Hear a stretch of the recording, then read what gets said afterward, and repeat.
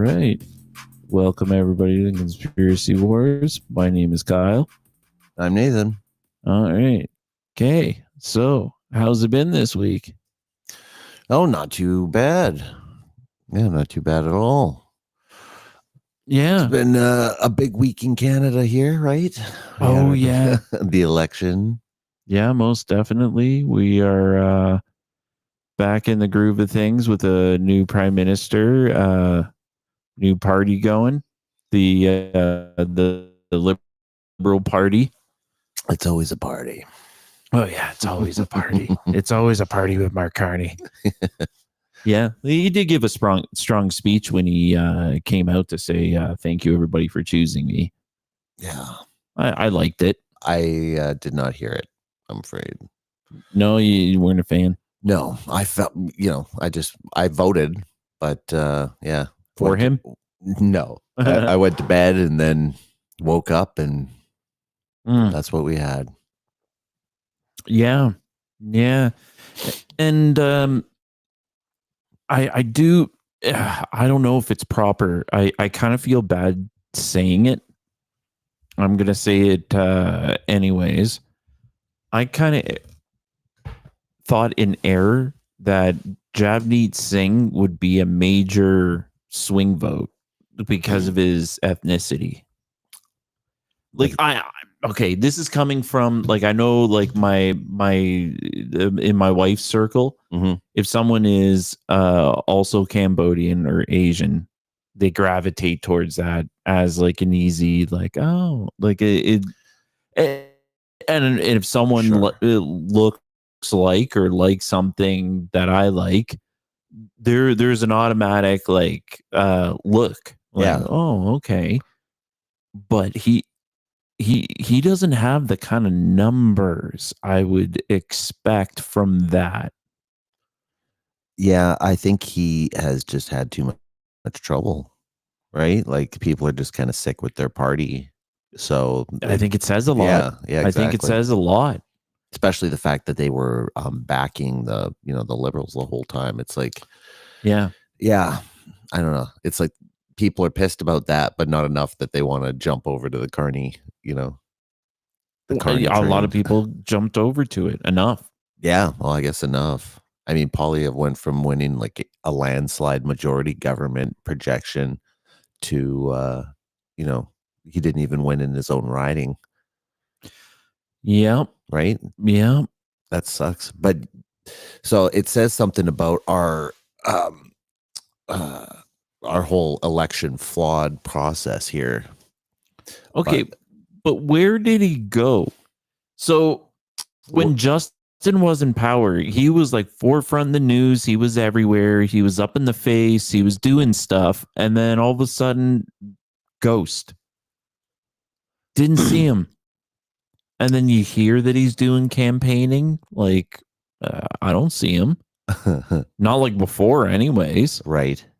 I was used to his face, and then he just kind of went away. So from what I've kind of heard through the grapevine, right? I mean, everyone's kind of got a theory on it, but political commentators, they have said that he had bad campaign advice. Oh. Yeah. So basically Poilievre, guys in his ear were like, hey, don't do this. Don't, lay low or whatever. Because I think, it was people didn't like his anti-Trump rhetoric, right? That seemed to be where he took a real fall, was when he started criticizing Donald Trump, and then his approval rating started going down. And then at the same time, Carney was kind of putting out some oh, we need to stand tough against Trump. But at the same time, he was, behind doors, talking to Trump, and Trump's like, oh, I like Carney. He's a good guy. And, kind of backing him at the same time. Right. So Carney's, getting the Trump vote from the Canadian side, when people, while at the same time, the people that hate Trump here are against Carney, So everyone hates Poilievre because he's like Trump. And then the other half likes Carney because he's like Trump, or he's liked by Trump. You know what I mean? So it's they split the vote, You know, they brought over guys from the Poilievre side that were, oh, we like him because he's kind of like Trump, but oh no, this Trump actually likes this guy more, so we're going to go with him. You know, yeah. So it kind of split the fucking extremist vote, if you will. But at the same time, as I was saying, you know, it kind of speaks to kind of how our system is able to be a little more susceptible to rigging, I think. And did you happen to see the picture of the ballot for Pierre Poilievre's riding? No. So you can imagine, I don't know what it was like for you, but like, you know, when you're walking into a ballot box and you get your paper, right? And they're like, oh, please just make a mark by your choice, right? Yeah. Right. So they said Poilievre has held this position in his community for 20 years, apparently. That's how long he's been like constantly being voted into his you know, his what do you call it there, fucking section. And so this year the list came out, and this is what people got to choose from for voting. Pierre Poilievre's name would be on this list. So you can see there's a list. I think there's 4, 6, 8, 10, 12, 14, 16, 18, 20. So I think someone said there was around 71 people on the ballot. Looks like it. Yeah. And then you look by their name, you know, like what party or whatever. Independent. You know, yeah, like it's just all these random people who you can think it costs a lot of money to get on this this ballot, right? Yeah, like that looks like a Santa Claus list. Yeah, it's like you're checking it twice. Like it's like a scroll. Yeah, you know, and you can imagine trying to walk in there and you're like presented with all these choices, and you just have to try to even find his name in that list is probably hard because it looked alphabetical. So you're like going through it here. You're like, okay, where are we going here? Where's P? But I think that almost have the opposite effect of like it would attract people to him because that's the only name they would recognize on the list.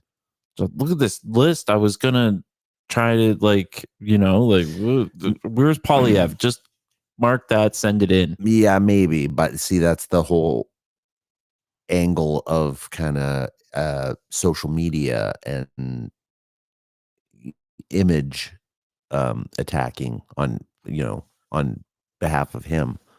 Like people were trying to get people to not want to vote for him. So when you go in there and you're like, oh, they're I don't know who all these people are, but I'm not voting for that Poilievre guy that they keep telling me is so horrible. Yeah. Well, we did vote. We did it early, like a while ago. Yeah, quite a while ago. Just because I wanted to beat the rush. Good thinking. Yeah. Well, I mean, I went the day of, and I think I went at about 7 p.m. and there's one guy in front of me. Really? There's 5 booths, and they made me stand behind a guy because I guess it's which booth you go to is designated by where you live. Yes, right? Absolutely. So, you don't just go to whatever booth is open. They're like, oh, go to booth 3. That's what he told me. He's like, go to booth 3. It's in the middle. So I'm looking, and I start walking towards booth 2 because there's a lineup, in the middle. And I'm like, well, surely they're not sending me into a lineup. All these other booths are open. So I'm walking towards 2, and then I hear him like, no, 3. Mm-hmm. And that's how I like beelined over. Yeah.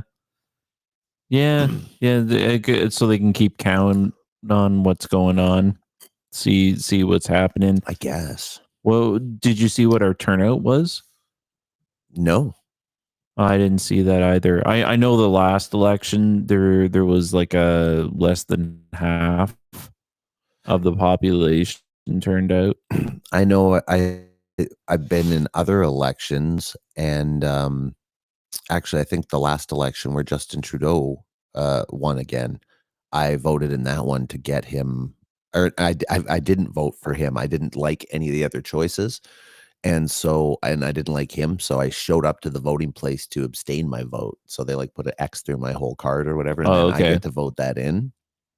So it's like an official, vote throwaway.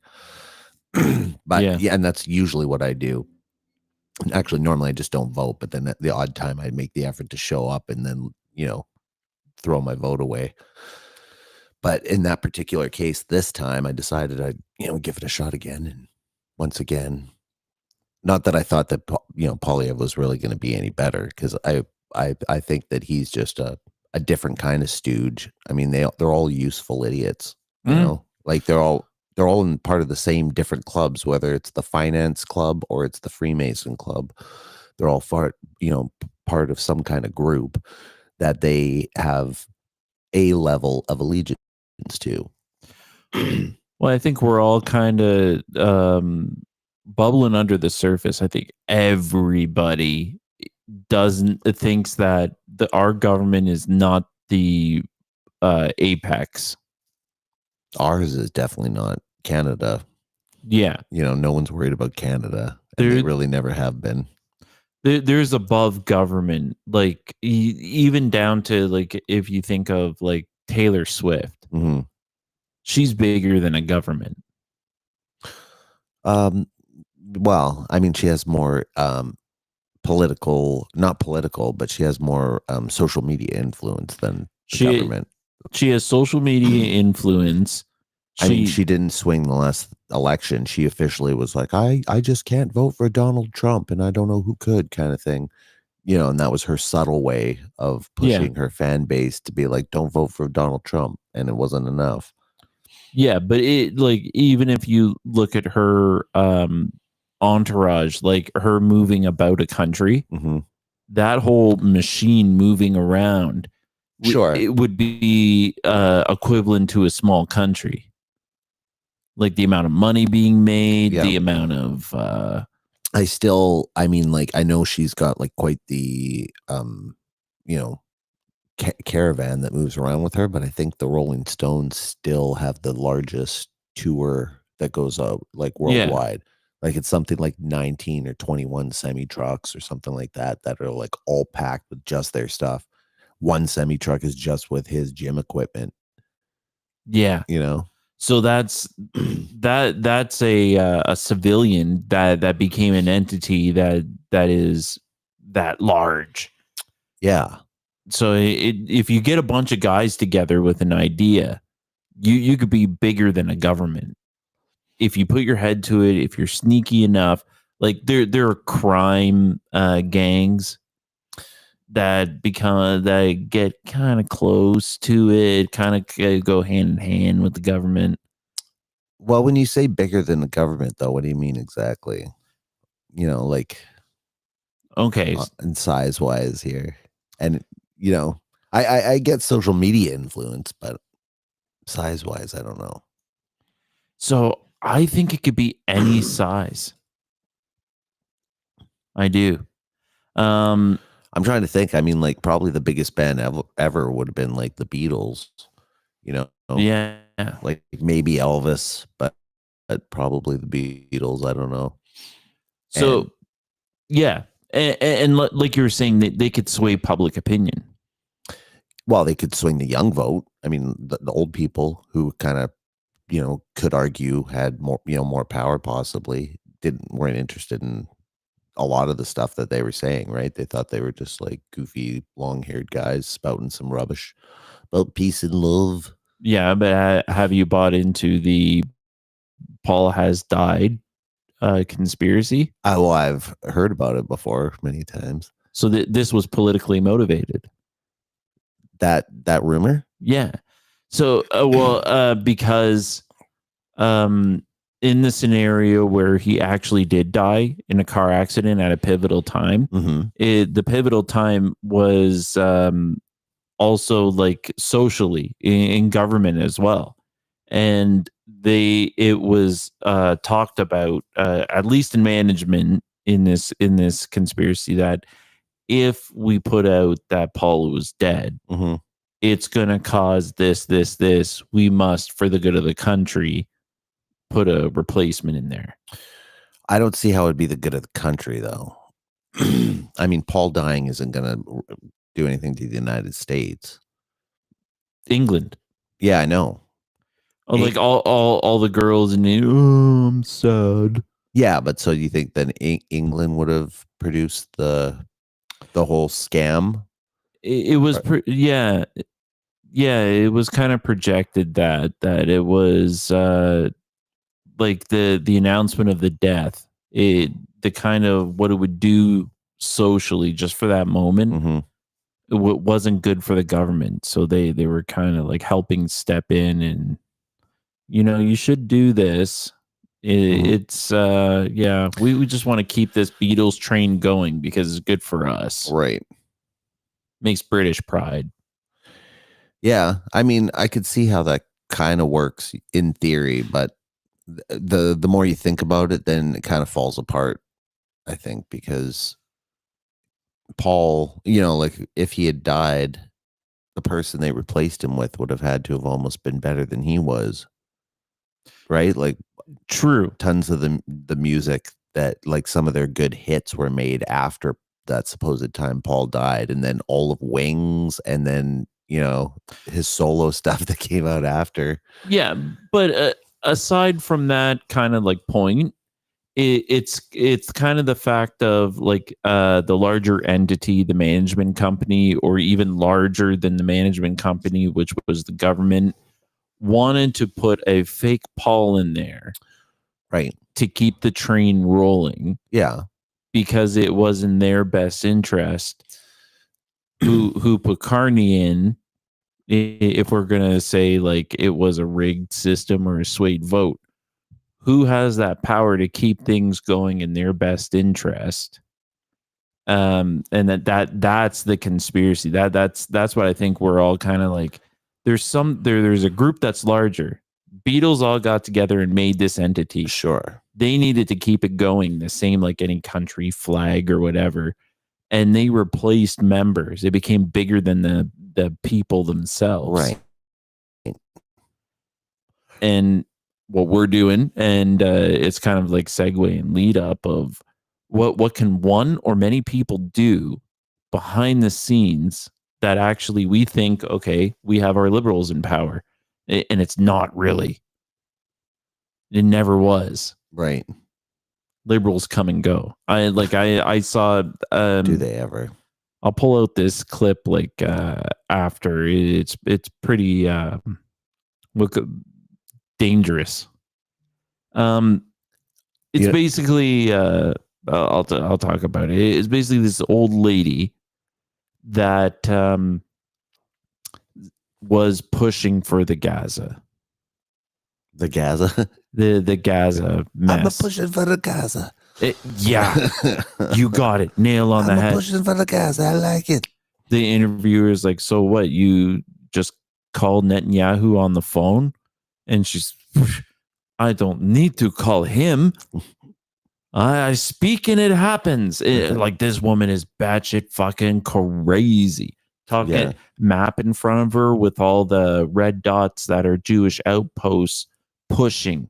Mm-hmm. And then what she's spouting like a crazy Karen lady about we have better life, we have Jewish life, take over everything. Have you ever seen those videos of people in Palestine there where they just in their home and then somebody walks in with a gun and like takes over their house and is like, get out, this is my house now? Because they're allowed to have guns, but the Palestinians aren't allowed to have guns, or it's considered like, insurrectionist or whatever. And then a couple months go by, and the guy that's living in it is an overweight guy with like a beard and like curly hair and glasses, like doctor type. Well, the most famous TikTok one is some guy because he's speaking so perfect English, and they're speaking very good English too, but it's definitely like broken. Like, why are you doing this to us? This is our house. We have been here for so many years. He's like, hey, if I don't do it, someone else is going to. And he's from Jersey or something like that. And he just, if you want to, I'm pretty sure there's a standing, like call for Jews all over the world. And if you decide you want to, you can apply, at a, what do you call a consulate or whatever, and they will fly you to Israel for free and then help you get a house and everything and put you up. basically. And then, that's where once you're over there and they've given you a card or whatever, and you've got a couple months for free, then you just kind of make your way on a tour and you're like, oh, there's a nice house. Oh yeah. Well, if you take it when they're not there, they can't do anything. I wonder if we can get enough people to be like fake Jews. We'll just populate a whole like big area, and then as soon as we're in, start flying the Palestine flag. Psych, we got in, sucker. I joke, but that's a good way to get shot. Yeah, I was gonna say I can see that ending horribly. Oh yeah, cut to the news: 11 dead this evening. Joke's on you, suicidal. And I think this would be a good time to even say, well, we're talking about like this kind of subject. And I kind of, on the last show, I heard it kind of alluded to in the videos where they keep on saying Jewish this and Jewish that. I want to be absolutely clear. I have nothing against any race, creed, religion, lack of religion, gender, sexuality, all of that. And, when they're speaking about this, it's individual people that use these things as banners. Right. And it's helping us identify like where the path is leading. So, wanting this one lady I was speaking of, she's a single lady causing a lot of shit. And she keeps on saying the word Jewish over and over again, kind of perverting how I feel about, or not how I feel. Right. She's just creating anti-Semitism, basically. Because people who are kind of on the fence and like pissed off about that kind of thing. You see that kind of thing, and then then you start getting anti-Semitic because you're like, oh, that's what all those people are like. But that's not what I want. Yeah, I want to go to Passover. Like I want to join in L'Chaim. It's kind of a really unfortunate and very touchy subject in that whole sense. But I mean the idea that if you went over there and thought that maybe you would be equal to everyone, I don't think that would be quite the possible, the same situation. See, this is where the world has a problem. And I've heard Jon Stewart say it before, of this is where we all get shut down so quickly. Right. Oh, you're an anti-Semite. Oh, but there's a systemic problem in here that we want to touch upon. And it's not that there's anti-Semitism. It's we want to be Semites. We want to be brought in. We don't want to be on the outside. I want to celebrate. And that was supposed to be the problem during World War II. That's what got Hitler to say the things that he did, or to get people to agree, was that their society had that border on everybody else. And they seem to, or the stereotype was that they are isolated within a community. Right. And it just, when everybody else is just like, all your people are always okay, and we're always struggling, but they just know how to take care of each other better. Yeah. Well, that was a big thing about Hitler's rise, because people saw that Germany was becoming prosperous so fast. Other countries that were desolate next door in the surrounding area, and they were like, why are you doing this, or how are you doing this? And then they asked, like some of them, so many words like, can you help our people? Like there was, I forget where it was, but there was like a nearby country that Hitler invaded shortly after he had come to power. And this was after the war had kind of started. And they're like, oh, Hitler's taking over all these territories and whatever. But basically it was like an area that people were wanting to get annexed in, because there was a lot of German people there already, but the other people who lived there saw the prosperous, that they were all getting and wanted to be a part of it. So when Hitler invaded, the people lined the streets and were throwing roses at him. You know? Yeah. Yeah. They weren't like throwing rocks and hiding, and they weren't scared. You know, they were like welcoming the whole situation, and they just marched in. And that was their takeover, right? It wasn't like a bloody coup or anything like that. What it very well easily could have been. Yeah. If that's what they, the death that they so loved. I forget who the people were. It was Afghanistan. Mm-hmm. And the Americans were speaking to the people there. They're trying to work out some kind of deals or something through the war. And it had to do with Russians, I think. And it was like, don't go to the Russians. Russia is always fighting with Afghanistan or it was something like that.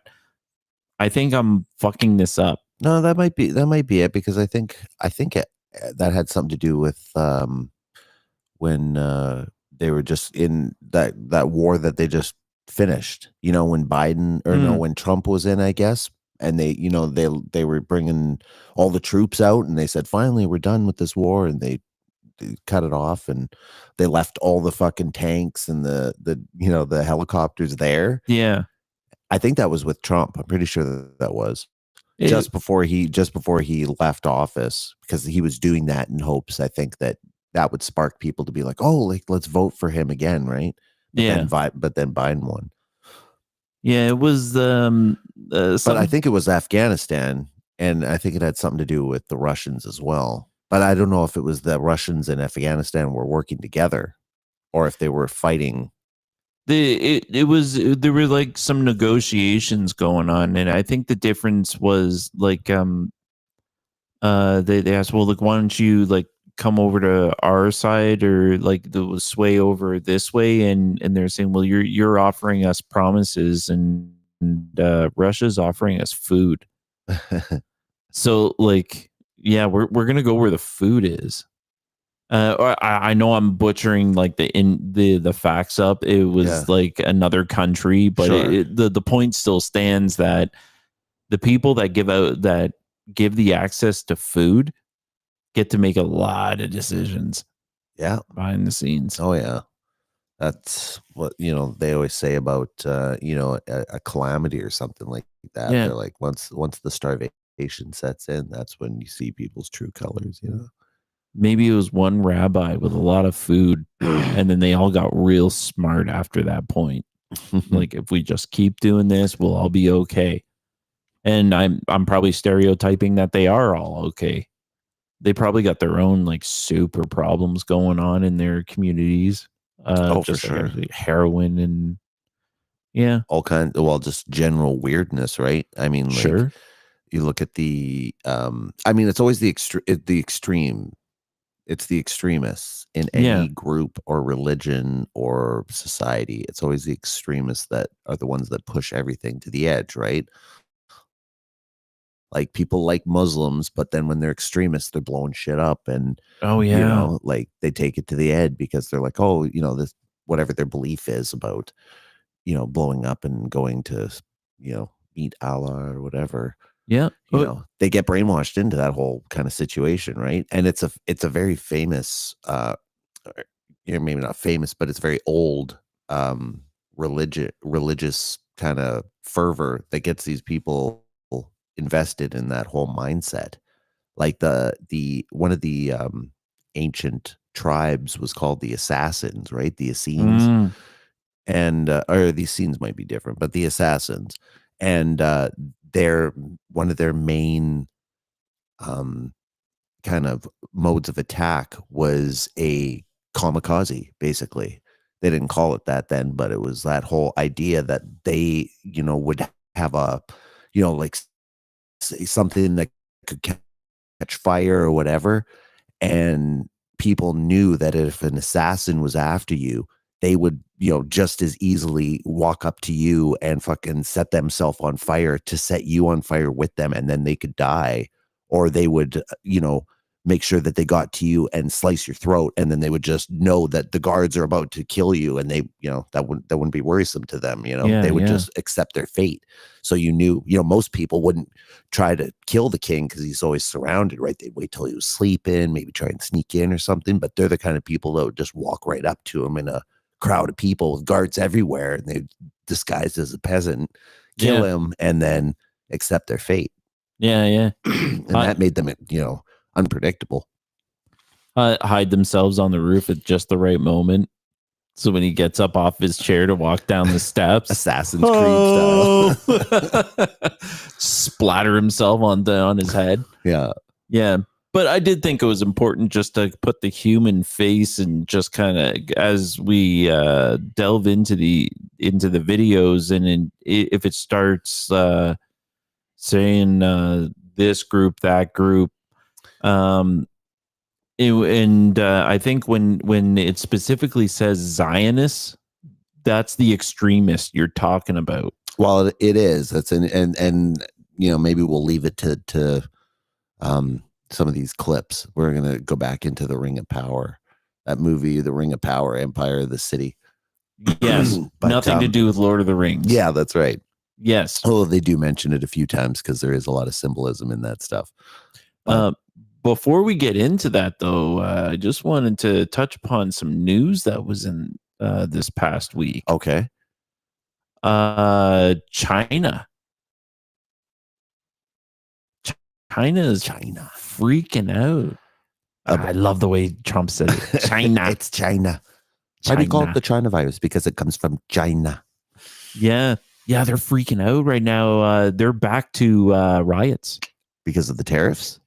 Shit's getting really tight there. Their housing market, all that stuff that you were educating me on, that's coming to a head because all the buildings that they bought, that they put their retirement money in, 70% of China's wealth is in real estate.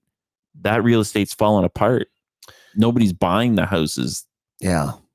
Not only that, the ones they're in even are like 10, 15 years old, and they look like they've been there for 70. Like they're falling apart. I think I showed you some clips of people just grabbing pillars with their hands and crumbling the cement in their hands. Like it's just like dust, because they use all kinds of shit to save money everywhere they can. Anywhere that you can save money, they do. I mean, there's videos of people that they're cracking open their walls to find it stuffed with foam, and then they just layered like a 1 inch of cement over top of foam bricks, and that's stacked up as your wall. So you got like a couple of wood fucking planks and some cement over top of foam, and that's holding up. And they're like, why is the building swaying in the wind? Right? Yeah. Well, the report from last week during one of the riots, security guard was trying to calm the people down, and they beat him to death. And they were saying this is different because usually when someone not only gets beaten but beaten to death, the crowd kind of realize that they went too far. Yeah, they said not this time. They were celebrating that he died. Yeah. And the riot kept going. Yeah. And Xi Jinping is apparently in hiding right now. I bet he is. Went and hid.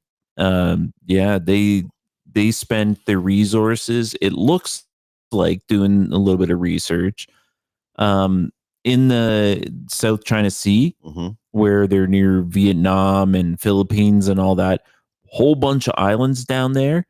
He made I think it's nine military bases, just these like shit islands that had nothing on them, dredged up a bunch of sand and made them into giant like C shapes of entire cities. Bang, bang, bang, all down there. Right. And there's air landing strips and docks and like hospital, like it's fully ready to go. Right. I bet. But just like I think all these other places, they're all ready to go. He has all the infrastructure, but none of the people. Yeah. Right. Yeah. Well, I told you too. I mean, I feel like probably secretly they are dying at an unprecedented rate over there. Yeah. So, people on social media there are posting stories like, what's going on? Beijing is empty, right? And they're flashing their phone in the entire city. There's no traffic. There's no one walking around. You go to the mall, all the mall stores are closed. No one's walking through the mall. And they're like, oh, everyone's just staying at home because they're poor, right? But if everyone's staying at home, who's working, right? No one's making any money.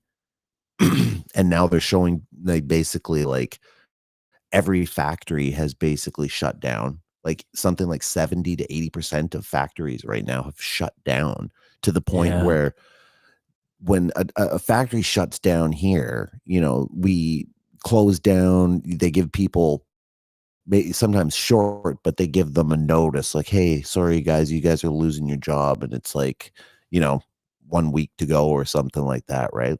And then they give them some sort of, oh, well, here's your last check and fucking all that kind of stuff. Right.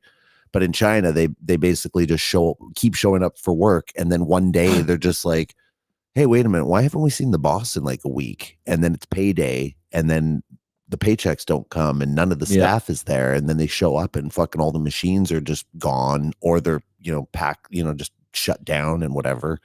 And then nobody's paying their wages.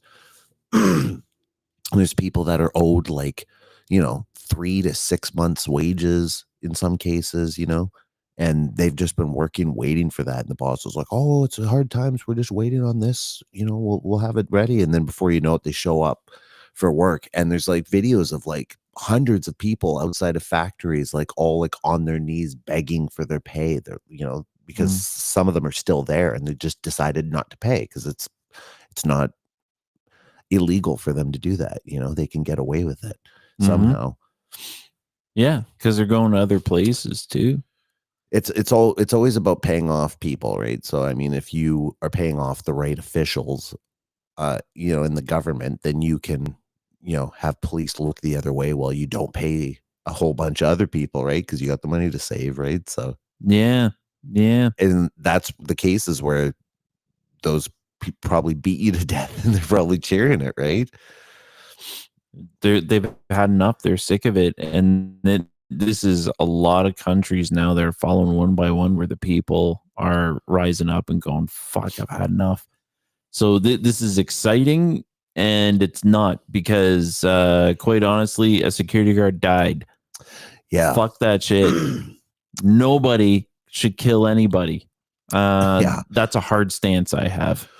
Well, so another part of China is that people always feel like it's really safe. You don't really hear about mass shootings, that kind of thing that goes on, right? But they actually have quite a huge, well, maybe not huge, but they actually have a large rate of mass scale murder that goes on in China. And basically what happens is people just kind of mentally break from all this stress that they go through being poor. When they've lost their job, they're not getting paid these wages. Now their house is worth nothing. They paid $1 million for it, 2 years ago, and now all of a sudden it's worth 300,000 yuan, and they've lost. And that's, like you said, that's what they invest all their life savings in. That's their retirement plan and stuff, because they don't have anything there. So it's your kids and your house. That's all you get. And you don't even get your house, right? It's a 99-year lease. That's the only thing that you can get in China. Hopefully they start sending some deals over our way. Come to China. Yeah. You'll have this. There's been so many videos of basically they do car attacks, and for some reason they seem to target children. So they have these things in China where these lineups of children that hold hands to go walk to the bus stops and go into their school and whatever. Yeah. And these people gun down the entire lines of these children, 21, 30 kids at a time. Just why? Because that's their only way of protest, is to create some sort of mass murder that will show up on the news and make a statement for them. I'll be looking that one up to see. Holy shit. That's it happened. No, and there's nothing worth that. Yeah. And it happens probably, at least 4 or 5 times a year, where a large group of children is like run down by somebody. Then they've got the other aspect of it where, because their system, their governmental system kind of places all the burden on one person who loses in court. So if you say you got in a car accident with someone, not even a car accident, say you're driving down the street and you hit someone with your car, you're responsible for all their bills for life. Oh. So if they happen to just, I've still got a sore leg, I can't work, then you still have to pay them. Like the government just automatically siphons any kind of money you get and whatever, and you're due them for life.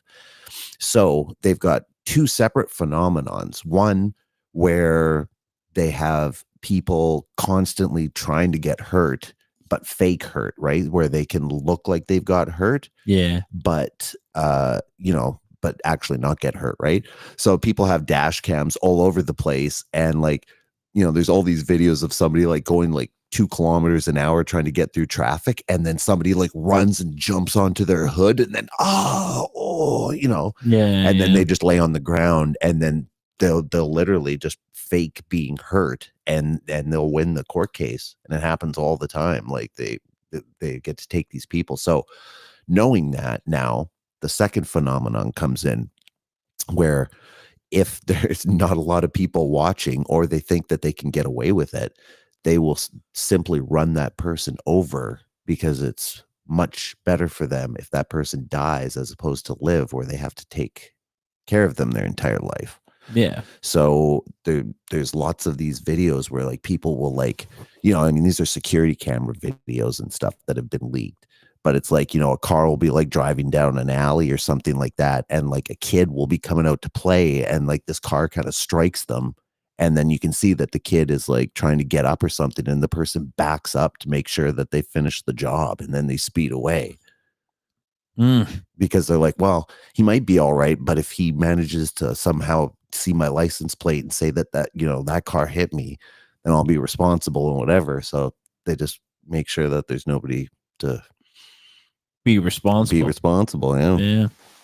Well, it's a way out of it. Yeah. Crazy. Yeah. Crazy China. That's what they got to deal with over there. Yeah. Pakistan and India are just about to fight. So yeah, China's all poised. America's on fire. We're boring. Yeah, we're all poutine over here. Yeah, we got not too much going on. Something. That's the thing. We're like the unassuming fucking person in the background, but then we end up being the serial killer in the end. Yeah, that's what'll happen with Canada. Be like secretly. Yeah, I like that analogy. Yeah. Well, anyways, so let's see this Ring of Power. Let's see how bad it gets right off the hop. Yeah. Well, this actually, fittingly enough, I believe gets into the whole history of Israel, and I think it kind of starts at the beginning, so it kind of makes it a little more digestible. All right. So, if you don't mind, if I don't mind.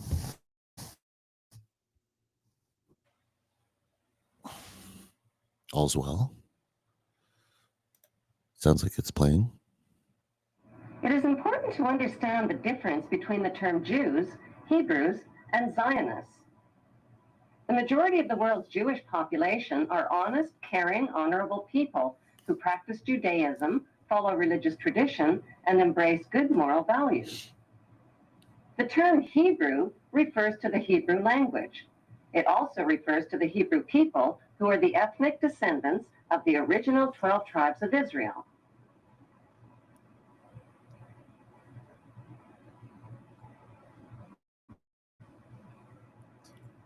The term Zionist refers to political extremists.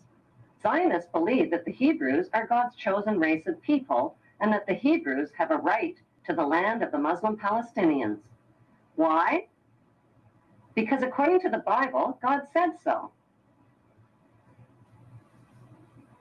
These Zionist extremists represent only a small minority of Jews and Hebrews. Christians who support Israel's theft of Palestinian land are called Christian Zionist extremists. Their goal is to help fulfill the prophecies of the Bible story. Countless millions of Americans are reading That's important, right? Yeah, because the whole point is that they want, like, oh, if this happens, I mean, it's biblical prophecy, right? Yeah. Chronicle apocalyptic times. The setting is the 21st century, complete with warplanes and TV correspondence. This is Buck Williams reporting live from Israel. I am standing in the middle of an all-out attack. But the plot is ripped from the pages of the Bible. So it all winds up. Might as well be Israel, a fucking news report in 5 years. Right? The final battle in the history of the future will be fought on this ancient battleground in northern Israel called Armageddon.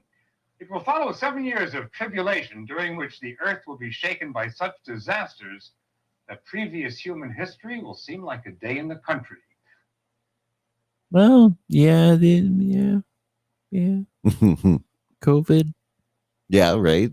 So then got like 5 years. So that's true. The showing some nuclear bombs. That tied in back to last time with the nuclear. Yeah, Harry Truman and lots of bomb victims from the nuclear bomb. The idea that the United States committed these and other horrific crimes against humanity and participated in the 9/11 incineration of thousands of its own citizens is too frightening a thought for many to consider. But even more frightening are the consequences of denial.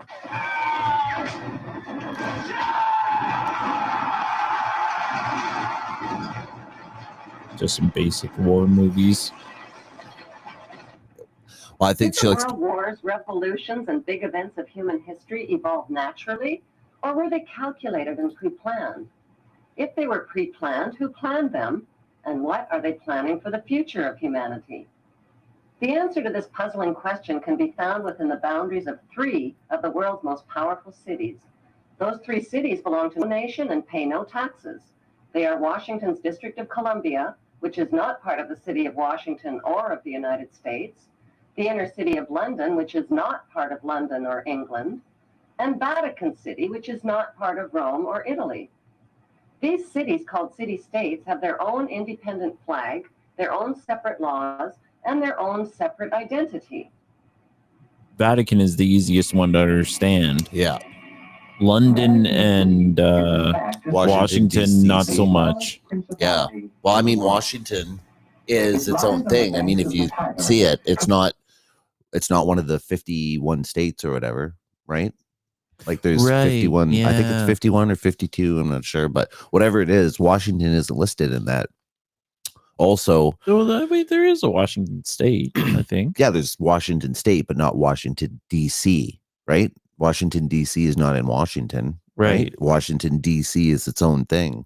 Right. I think it's close to Pennsylvania. Yeah. Right. I'm not exactly sure, but yeah, it's its own thing. It's the District of Columbia. So, I mean, they've got their states, and then they've got, Puerto Rico, those things, right? Which I don't know what they classify those as exactly, but they include them as like, some sort of American territory, right?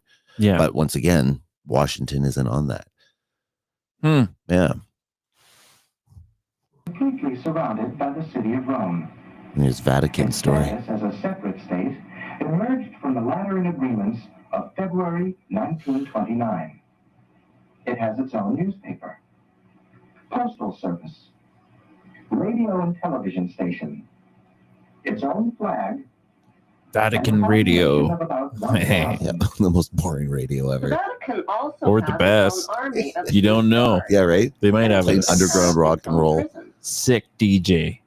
Gracing the walls of St. Peter's Basilica is the Vatican-approved image of God, an angry, bearded man in the sky, painted by Michelangelo. Who says he's angry? Sinners who disobey God's Looks list angry. of thou shalt It's that not, Michelangelo one where he's touching fingers with the naked guy. Yeah. and burning in Satan's eternal hellfire.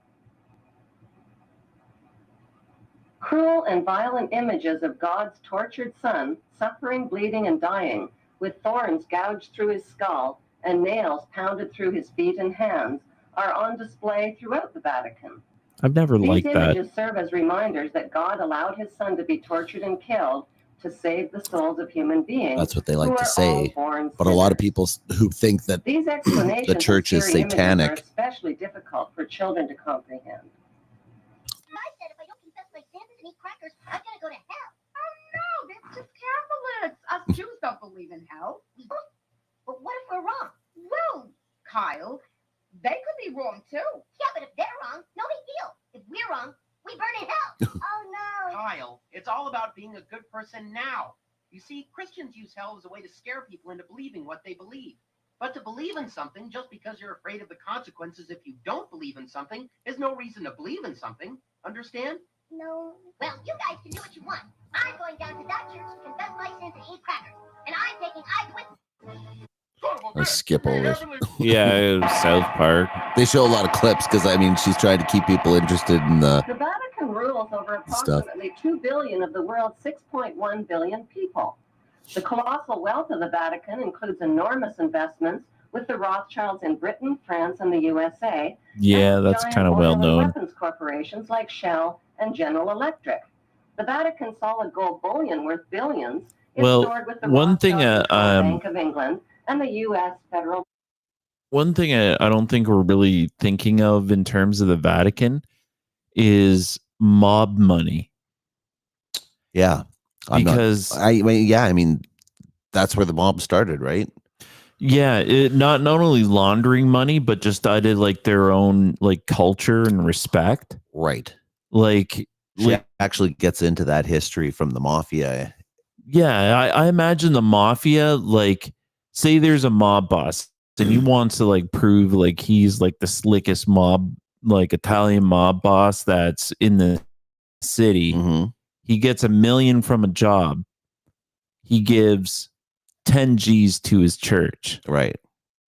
That his mom goes to just to show that he's a baller. Sure. I can see that.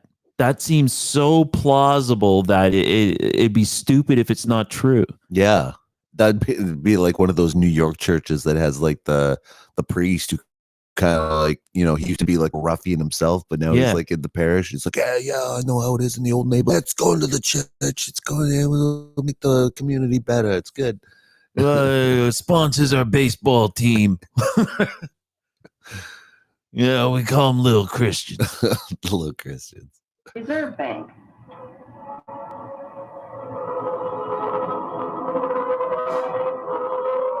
But it's important to she gets into the wealth. The biggest financial power, because it's important to think of something you don't think of, but like how much money is in the world than any bank, corporation, giant trust, or government anywhere on the globe. When we talk about the Bezos and the, you know, rich people, right? Or the first ones. Of the world earns less than $2 a day, and world it makes under $1 a day. I know those people. Yeah, I'm related to a lot of them. Like that make U.S. Well, at the time of 2019, I haven't checked into what their monthly wage is because they get paid by month. Sure. 100 US. Right. So, you know, 100 US divided by 30 days. Like, I know that's more than $2 a day, but it's damn close. It's barely, right? And they're probably the ones who are hustling. Like, hey, my other friends are only making, 60. I'm making 100 here, right? Yeah. Yeah. But 25 cents can get me a giant, like a faux soup. Quarter. That's how much that cost. Yeah. $1.50 got me a haircut. That's the money's scalable. Yeah. It just depends on inflation. In that place, their inflation. I technically have $1 million of Cambodian money. Oh yeah. Yeah. And what's that worth in ours? Just under $50. Oh, okay. It's that inflated, eh? It's that inflated. So when you say a quarter for a soup, it's really like what, 10,000 baht or something? Like real is the name of their money, but close. Yeah. Yeah, 5,000 real is a number that they like. Wow. Yeah, definitely. But still, out of the inflation aside, the amount of money that the church has is incredible. Right, because I mean, you think of it now about how much money they have, but you're not considering that they've been around for like 1,000 years, at least, right? Probably longer, but like, a good solid 1,000 years where they've been like collecting cash, tax free, no less, right? Yeah. And now, I mean, I don't know how it's always been, but now they expect, if you're a Pope loving Catholic, that when you go to church, like my uncle, he's like a devout, something religious, like some sort of Christian. He's not Catholic, but he's Christian. And I know he goes to this church and they want 10% of whatever your paycheck was that week. So if you made $1,000, you owe your church $100, and they're expecting that, and they know kind of how much you're making, right? So when you're you're in their community, and then they find out, oh, well, you're really doing good here. I heard you got a roofing company and all that, right? And then they kind of know what's going on. Oh, you did Judy's roof, hey? And she hired. Oh, what's church? 6,000. That's a good price, hey? And then so they know. Oh, well, we should be getting $400 from you in the next month then here. Right. Yeah. And you, as a person who kind of likes that status in the church, probably feel like you were talking about before, like just kind of being a baller, dropping that cash, right? Now you're at your church, some of the widows are looking your way. Oh, there's that guy. Yeah. He dropped fucking $100 in the donation bin. I watched him. When I was putting the cup around, he dropped 100 in there. The Mormons got all rich in the States, in Utah. Gold? No. So they they can have many wives. Yeah. Yeah. So you got a bunch of wives, spread your seed around. So how many kids do you think you can get out of let's say 4 women? I think that's pretty average for them. 40. Yeah. Good amount of maybe 10 kids per wife. Yeah. I mean, if she was like really nailing it, but like, yeah. So now you just mentioned roofing company. That guy has a roofing company. He employs all of his kids. Right. Free labor. Right? Yeah. In 15 years from now, 15 years for when you're starting your business. How much money can he put in the collection plate when they say, I want 10%? Mm-hmm. I'm devout. You let me have 4 wives? Yeah. Well, sometimes that's where in history that's come in where a wealthy family of some kind is like donated a kid, basically. Here, take our lesser kid who's not going to be on the throne. He'll be a clergyman or whatever, right? And then eunuch. Yeah. Yeah. I wouldn't want to be that kid. Third born or something. Fuck. Yeah. Some priest licking his lips in the back. Yeah. Oh yeah. You're gonna be the kid that rings the bell. Yeah. Yeah. Monsters.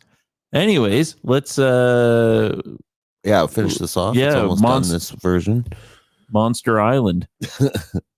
Starving to death, the Vatican hoards the world's wealth, profits from it on the stock market, and at the same time, I like when she gets into the Queen, because there's a lot of great information about how the Queen got so rich. Accumulate all that wealth over the millennium. One method was to put a price tag on sin.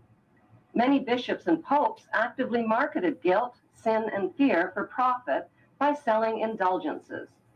Worshippers were encouraged to prepay for sins they hadn't yet committed and get pardoned ahead of time. Those who didn't pay up risked eternal damnation. That's how they did it in the Middle Ages.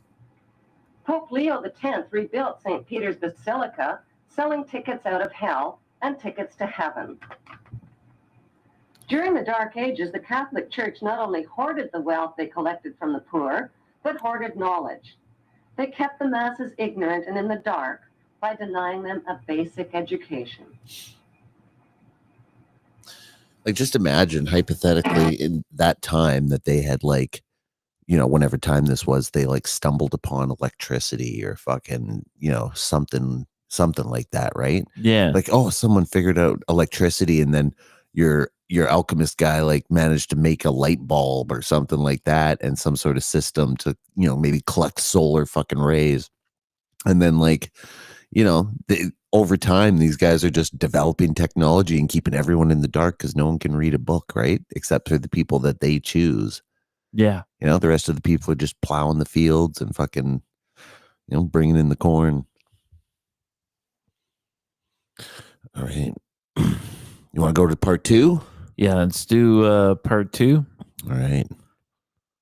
There was another huge dark age that the Library of Alexandria. Right. Yeah. That was a massive depository of knowledge that was supposed to be bananas, or you know, game microphone by this point, but that was set on fire. Wow. By Christians. Was it? Yes. If it was really set on fire by Christians, do you think they would have written that whole thing down and like let themselves look embarrassed, or do you think that might have been the thing that got written down to just be like, oh yeah, like this is an explanation for why we don't have those books anymore? You think it's embarrassment? It might be bragging. Well, maybe, but like, I mean, let's say you got Rome here, and they're the big dog, and then, you know, these other guys come in and they take over Rome, or, you know, whatever. I guess they burn their shit. Who's writing that record? Like, is the new incoming guy giving you this record like, oh, this is what happened, or are you just telling of a defeat that happened and you're still in power? You know, like, who's telling us that Alexandria got sacked, right? We're just kind of hearing it third hand, like, oh, the great library at Alexandria was fucking destroyed. I think we hear it from like Herodotus or something, right? I think so, yeah. we should ask ChatGPT. Yeah, when or you want to do that now? Oh, we could. Yeah. Do you have the one hooked up through your phone? Bluetooth. The iPad here, is that hooked up with the cord so the Bluetooth is still open? Oh yeah. So you can just hook up your phone and then play, you know, just ask ChatGPT through there, and then it should play. It wouldn't get our it wouldn't connect. Yeah, I'm just doing the Bluetooth refresh. Come on. Isn't it on your list from previously connected? The Rodecaster should be on your list there.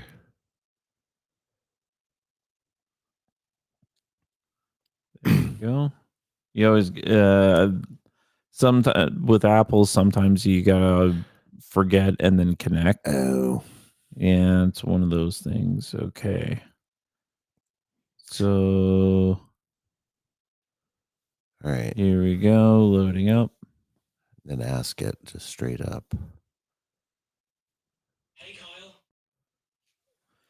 Hey, I was wondering about the Library of Alexandria and it being burned down. When did that happen?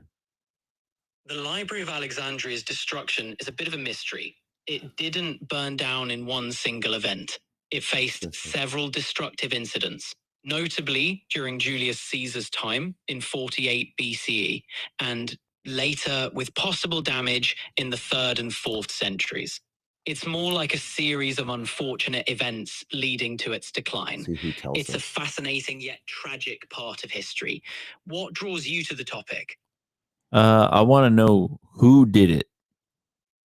The culprits behind the Library of Alexandria's destruction aren't clearly defined. Julius Caesar is often blamed for the first major incident in 48 BC. And how do we know this? We know about Julius Caesar's involvement because of historical records. Ancient writers like Plutarch and Cassius Dio mention Caesar's accidental burning of the fleet in Alexandria, which spread to the library. The evidence stems from these historical texts and other contemporary accounts. It's piecing together various sources to form a picture of what likely happened. Intrigued by the... See, it's that kind of thing where it's like, where you're looking back at that and then you're thinking, okay, well, wait a minute. If Caesar was in ultimate power, do you really think he was letting people go around and write, books like that? And even if they were, I mean, they weren't writing books. They would have been writing a scroll or something on a parchment. But who are they giving that to? I mean, are they just writing it and sealing it in a bottle and then they're unearthing it years later? Yeah, and I was completely wrong. See, in my head, I'm picturing that one big event, right? And it burnt and everything was gone. Yeah, like that it was the city of Alexandria, and it was kind of like a university, and then also I think that was in the same city was like a Christianity uprising, and then there was a bunch of like campus scuffles and underground group and like causing trouble, and then they rose up and had a riot and burned the library down. Mm-hmm. In my head, turns out it was Roman soldiers. Well, completely different. Yeah. Completely. Okay. Maybe. I mean, so they're saying the main event would have been Caesar. So I forgot about that, but I did hear that before. So he had accidentally set a fleet on fire of like ships. And I think his idea was possibly to set one on fire and then send it into a group of them, and of enemy ships, and kind of set them on fire. And I think the ship got blown a course or something like that, and then just crashed into the city. And then a fire started on the pier and then spread into the city. But that's just as likely a fucking story because, that going on, all we have as a record is somebody writing about it later and saying, oh, yeah, here's what possibly happened. It's there. Yeah, Plutarch. Yeah. What you said? Plutarch? It was either Pluto or Plutarch, one of the two. But, side note, that's another interesting point about the history of ancient Greece and stuff like that. Like, I think Pluto wasn't discovered, right? Like, we didn't even know about him until like the 1500s or something like that. Maybe even later, like the 1700s. And they were unearthed through writings by a guy named Plutarch, I'm pretty sure. So it's like Plutarch discovered these ancient writings from Pluto. And I think the idea is like basically people through the ages kind of have these ideas, like revolutionary kind of different thoughts, where it's like, like religious ideas and stuff like that, where they're like, well, instead of us putting that out into the population and getting in trouble, what if we find some fucking history books and it's stuff that happened years ago and we're just telling you the history of it, and if it sparks some new ideas in you, then so be it, right? Yeah. So that's kind of been a theory before. It's like, there's this whole idea of faked ancient history, which maybe we'll have to get into a run on another time. Well, to tie back to what we're watching here, Vatican hoarding. We're talking about how we're watching how they're saying the Dark Ages burned a lot of our history, and this is what we're understanding as our history. Yes. Okay. So now this particular documentary isn't kind of tying into current theories of an erased timeline, but when you have that idea in your head already and you're listening to this information, it kind of makes sense with some stuff she says, and you're like, oh, like it's kind of interesting, like that makes more sense now that you think that possibly there could have been some fuckery with the timeline, right? All right. We'll definitely have to get into the timeline at some point, because that whole idea of, I mean, where somebody decided this is the starting point of history and then gone on from there. Like that whole idea only came around, I think, in like the late 1700s. Before that, it was just a fucking jumble of scrolls and shit like that. And different countries had different scholars who kind of tried to piece together some sort of world history. And then it wasn't until like the 1700s where somebody kind of basically stepped down and fucking was like, I'm gonna put this into a digestible fucking straight line of history. And that guy was like Joseph Scaliger. And that's still the timeline that I think that all of history is now based on, is this one monk. He was a monk or something who wrote this fucking history, studied all these fucking things. And that's the gospel of like, this is how we know history, because this guy fucking wrote it out for us and cited all his sources. So, you know, here's the documents he was using and whatever, right? At least reference to them. Yeah. But that's how scholars have a current timeline. Oh, this is what was going on back then, and this was going on because he had written all that fucking history. So you'll have to unpack that at some point. Muslims and Jews in the name of God. The Pope's brutal soldiers were called Knights Templar or Knights of the Temple of Solomon and evolved into today's secretive brotherhood called the Freemasons. Between 1450 and 1700 AD, the Catholic Church followed up their holy terror with the Inquisition. Based on rumors of practicing witchcraft, the Catholic Church hunted down, tortured, and burned alive millions of innocent women at the stake. The Spanish Inquisition. The Vatican was criticized for supporting Hitler and his Nazi regime. To this day, the Vatican is still under investigation for plundering Nazi gold from the Swiss bank accounts of Jewish Holocaust victims.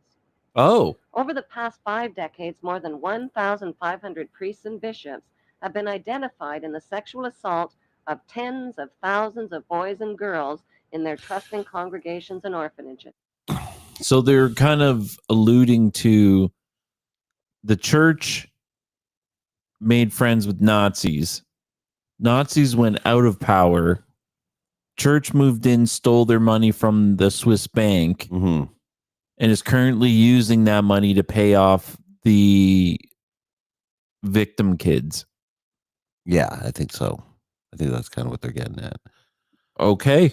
Side note here, looking at this picture of the bishops and stuff. Mm-hmm. Do you ever notice like their hat? It's supposed to be like the mouth of a fish. Oh yeah. Yeah. Like the Jesus fish, basically, right? Yes. That's kind of the idea. So the reasoning behind that, there's two theories on that. One was it's supposed to be his one miracle was he said, "Hey, everybody, we can chillax and have a party anywhere." And they said to him, "Bullshit. We're all sitting here doing nothing." And he goes, "Well, check this out." And he had a basket that pulled out endless bread and fish. Right. Like it didn't stop. So like there was like a huge party and it was written down in a book. So we talk about it even today. Right. So that's the fish thing and why we always have fish, because Jesus did that one thing. The other reason behind it is, and it's not canon, it was in the book of Judas. Okay. So it's not, you can't just open up a regular Bible from a hotel and find this in it. It's the Apocrypha. Yeah. So in there, Jesus said, I am the coming from the age of Aquarius, I think, or something like that. Jesus? Yeah. Yeah. Well, that was his whole thing, is Aquarius, right? Pisces. Sorry. Oh, wait, it's going from Pisces to Aquarius. Right? And from the fish to the water bearer. Right. And he says, I'm from the age of Pisces. Right. My next coming is in the age of Aquarius. Right. That's why they have that song. Like not in so many words, though. I don't think he said that straight up, did he? Wasn't it? It was like probably a parable, right? Like I'm from like the side of two fishes. Like they didn't know about Aquarius and that kind of shit, did they? I don't think they had the name for that. They knew about the constellation. I mean, they would have known the shape of them, but they didn't have the name for it, right? I mean, he wouldn't have said fucking Aquarius. Yeah, because we said like, they went according to constellations, and like even like what you're saying about the history and all that. Like, how do we know that for sure? Did they write that down in the book, like the age of Aquarius?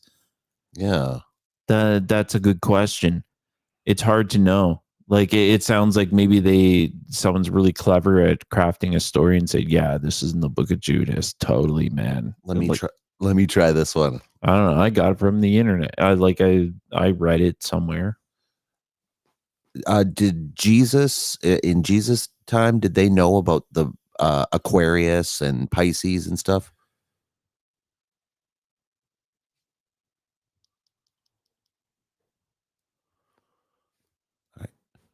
In the time of Jesus, did they know about Pisces and Aquarius and those constellations? Oh, is your hair breaking? Might be. Oh, you know what? I think it's trying to attack or attach to your internet. Oh, okay. Here. So, what's new? Okay, so in the time of Jesus, did they know about the constellations like Aquarius, Leo, and stuff like that? Did they use that name? Definitely. By the time of Jesus, many ancient cultures were familiar with constellations like Aquarius and Leo. They used the stars for navigation, agriculture, and even to mark seasons. The knowledge of constellations goes way back. Ancient stargazing is pretty cool, huh?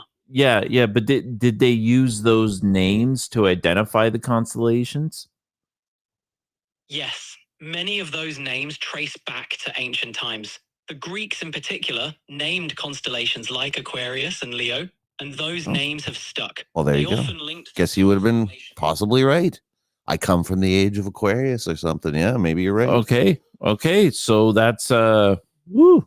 You could probably ask him, did Jesus say I am from the age of Aquarius? Yeah, but that was the idea, is that I'm from the age of Pisces. I'm the coming, and that through cycles there will be another one, right?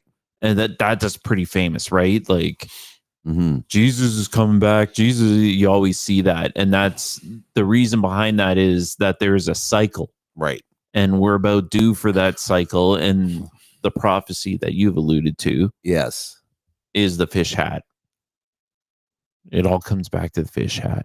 I can't wait till later in this documentary they get into Jesus history, and then she gets into this theory that Jesus was the son of Cleopatra and Julius Caesar. Well, that's kind of badass. Yeah. That's really bad. And all these biblical characters line up with all these historical Roman characters, basically. Wait, wasn't that supposed to be Mary Magdalene, actually? Well, so Mary Magdalene is in the Bible in a few places. I think they said that there was Jesus's sister, right? Yeah. And then anyways, Magdalene, I think it is, Mary Magdalene. Magda means like high place in Hebrew, and Cleopatra's daughter was named Selene, so it was Magdalene. Selene turned into Magdalene. Oh, right, and so it was Cleopatra Selene. And then the other connection to that is in the Bible. There's 3 Marys that are present. There's Mary of Bithynia. There's Mary, like I guess Saint Mary or whatever, his mom. I don't know which one's which. And then there's one who's named Mary of Cleopas, which means Mary of Cleopatra. Huh.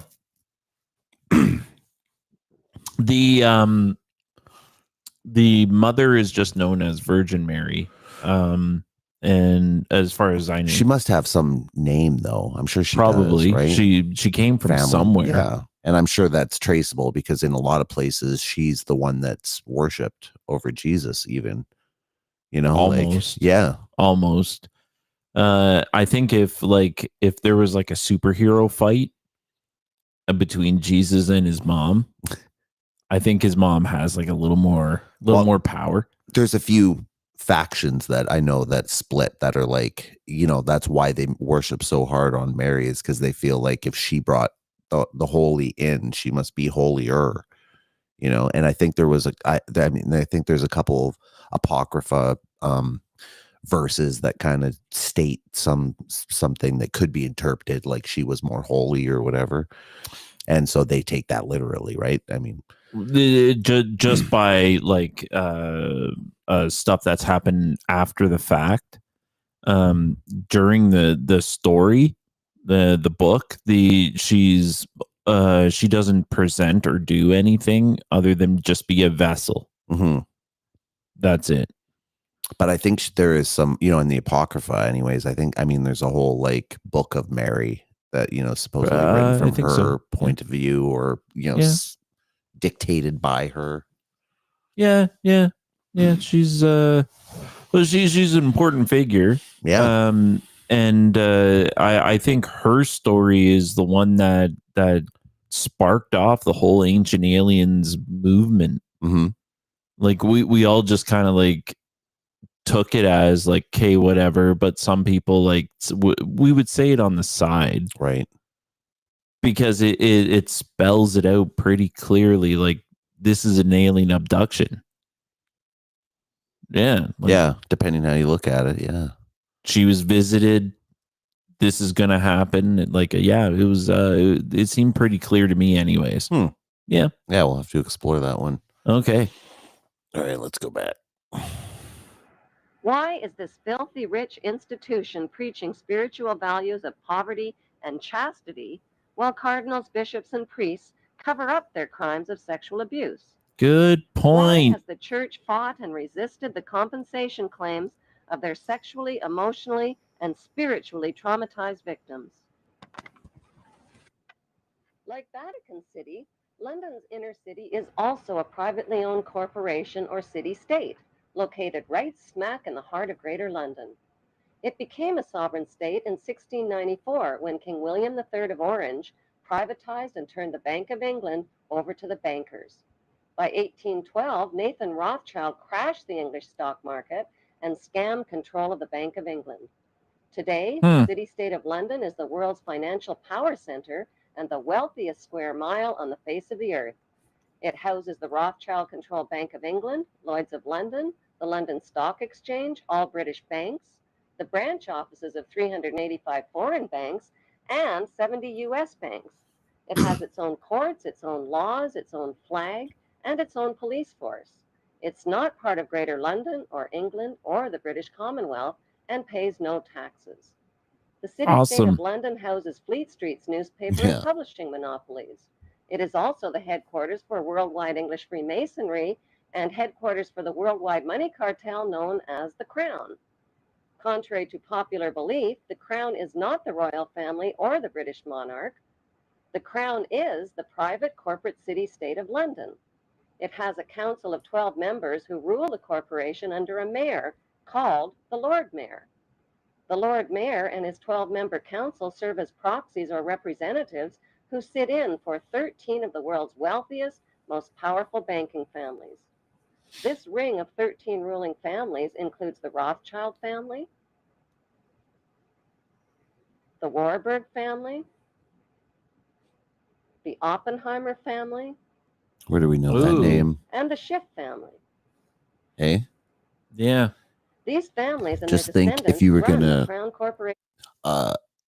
Just hypothetically, if you were going to fake nuclear energy, or the threat of nuclear energy, you've got your guy inside there, Oppenheimer. He's the guy that like invents the nuclear bomb. Yeah, right. It's like the secret Manhattan Project. They had all these people working at it. No one knew what was going on. It was all micromanaged, right? Something like they say 100,000 people were working on this project. And then that's, always a point. It's like, oh, well, why would they have that many people working on something like that if it wasn't real, right? But the whole process behind nuclear bombs might have been faked, but nuclear energy would have, been the actual fucking goal, right? Yeah. I mean, they power so much stuff with that still, like submarines, aircraft carriers, shit like that, right? Like they got no problem using it for that kind of stuff. How would we do it before? I don't even know if there's a way. Right. But I mean, if they can run a whole nuclear, a fucking ship off of some sort of nuclear setup, how easy would it be to fucking have a small nuclear reactor, that could run a portion of a small city? You know what I mean? Yeah. Or a state, depending on how big it was or whatever, right? Like they put out enormous amounts of energy. That's the thing. Mm-hmm. Of London. The Crown Corporation holds the title to worldwide Crown land in Crown colonies like Canada, Australia, and New Zealand. The British Parliament and the British Prime Minister serve as a public front for the hidden power of these ruling Crown families. Tony Blair. Like the city-state of London and the Vatican, a third city-state was officially created in 1982. That city-state is called the District of Columbia and is located on 10 square miles of land in the heart of Washington. The District of Columbia flies its own flag and has its own independent constitution. Although geographically separate, the city-states of London, the Vatican, and the District of Columbia are one interlocking empire called Empire of the City. The flag of Washington's District of Columbia has 3 red stars, one for each city-state in the 3-city empire. Wow. This corporate empire of 3 city-states controls the world economically through London's inner city, militarily through the District of Columbia, and spiritually through the Vatican. The Constitution for the District of Columbia operates under a tyrannical Roman law known as Lex Fori, which bears no resemblance to the U.S. Constitution. When Congress passed the Act of 1871, it created a separate corporate government for the District of Columbia. This treasonous act allowed the District of Columbia to operate as a corporation outside the original Constitution of the United States and outside of the best interests of American citizens.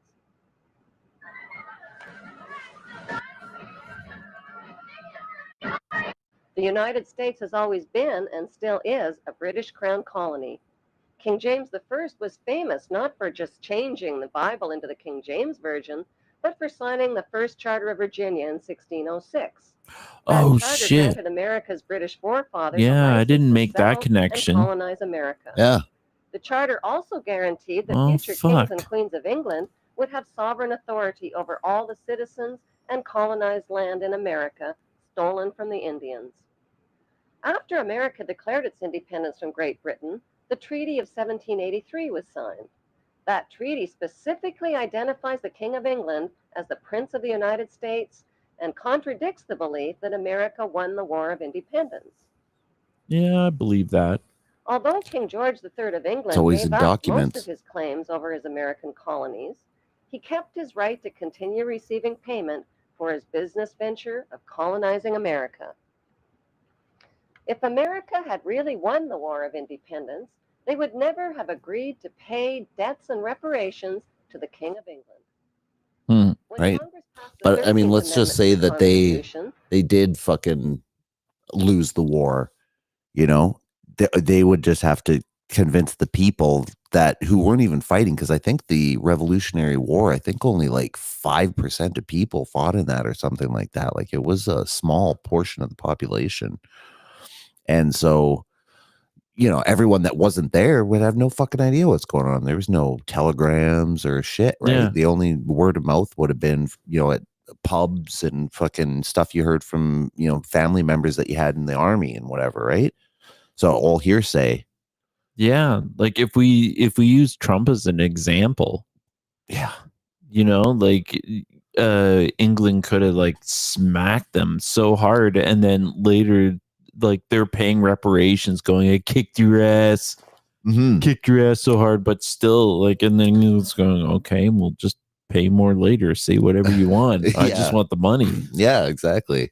But meanwhile, you're telling all your people, "Oh yeah," it's like how North Korea gaslights all the people. "Oh yeah, don't worry, we're fucking the best in the world," and whatever, right? But on the real world stage, they're fucking, ostracized and fucking they couldn't get help if they wanted it, right? The only reason they're still supported or alive is because China supports them, right? Yeah. They would never have agreed to pay debts and reparations to the King of England. When Congress passed the 13th Amendment to the Constitution, the U.S. President was made subservient to the King of England. The 13th Amendment is called the Title of Nobility Amendment and forbids U.S. presidents and their officials from using royal titles like king or prince or baron. For some mysterious reason, the 13th Amendment, which was ratified in 1810, no longer appears on current copies of the Constitution. America's blood-soaked War of Independence against the British bankrupted America and turned its citizens into permanent debt slaves of the king. It would cost a lot of money to fight that war. Yeah, I guess so. Torched and burned to the ground the White House and That's all Canada. U.S. government buildings. They say the British, but that was us. No, yeah, that was so totally then us. There's the fires of Alexandria that we were talking. They burned all fucking through Washington and destroyed all their documents. They passed Paul Warburg's Federal Reserve Act in 1913, handing over America's gold and silver reserves and total control of America's economy to the Rothschild banksters. So that was 1913. A similar situation happened in Canada, and we managed to get out of it in probably 1940, roughly around there. So, you can imagine these guys moved from London, right? The Rothschilds and whatever, taking over all their banks and everything. Then they move over to America, start kind of doing the same thing. Although people start making the connection like, hey, those are the guys that fucking were over in London and, stole all their wealth. Now they're here. So they kind of hid in the background. And then people like Rockefeller and JP Morgan, who were friends of theirs, somehow all of a sudden started making their fucking, their way in the world, right? It's like somebody was throwing them a bone because probably they were, doing kickbacks, right? It's like you kick up to the dawn, right? Right, it's right, like right. Organized crime. Like really, it all kind of goes back to the same thing. And that organized crime thing, people are like, oh, well, all the mafia, this and that, 50s, 40s, and whatever, right? But I mean, this is going back like hundreds of years to when the olive trade was going on, and these like pirate ships basically were fucking, taking over people's fucking supplies and stealing all their olive oil because that was the big commodity back then, and like they became super rich as fucking pirate merchants, and then they ran this underground kind of thing where they were like, running the high seas as these fucking elite pirates. And then they kind of morphed into these mafia type guys, because over the years they developed these things like, oh, fucking, we say all these, special oaths and stuff because we're a brotherhood together, right? I mean, even look at pirates. They fucking ran under the Jolly Roger, right? The Skull and Crossbones. Yeah. Which you're looking at timelines and stuff, like there was a very short period of piracy, but it's connected to the fucking, Skull and Bones society that, that was going on in like, I think 17 something that was established. Pretty sure it was pretty close around there, like 1790 or something like that. I believe it. Right. Yeah. And I mean, to use a fucking ancient symbol like that, skull and crossbones kind of situation. It's interesting connections, right? Most Americans still believe that the Fed or Federal Reserve is the government. It is not. The Fed is a privately owned banking system whose majority Class A shareholders are the Rothschilds, Warburgs, Kuhn and Loeb, JP Morgan, Rockefeller, Israel Seif, and the Lehman Brothers. Wow. This private banking cartel is the Fed and is never audited and never pays taxes. They print and design America's money, which displays their symbols of an Egyptian pyramid, a Masonic all-seeing eye, and the words "In God We Trust." Who exactly is the God they trust? They also collect American taxpayers' money through the IRS. Then they loan it back again with interest to pay for roads, bridges, and other public works.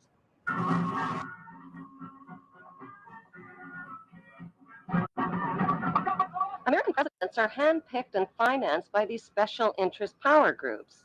Like George W. Bush, John Forbes Kerry, whose initials are JFK, is a member of Yale University's Skull and Bones Brotherhood. The Forbes part of John Kerry's name identifies his descendancy from Captain Robert Bennett Forbes, who was a drug runner for the Rothschilds' opium drug trade with China in the 1800s. China.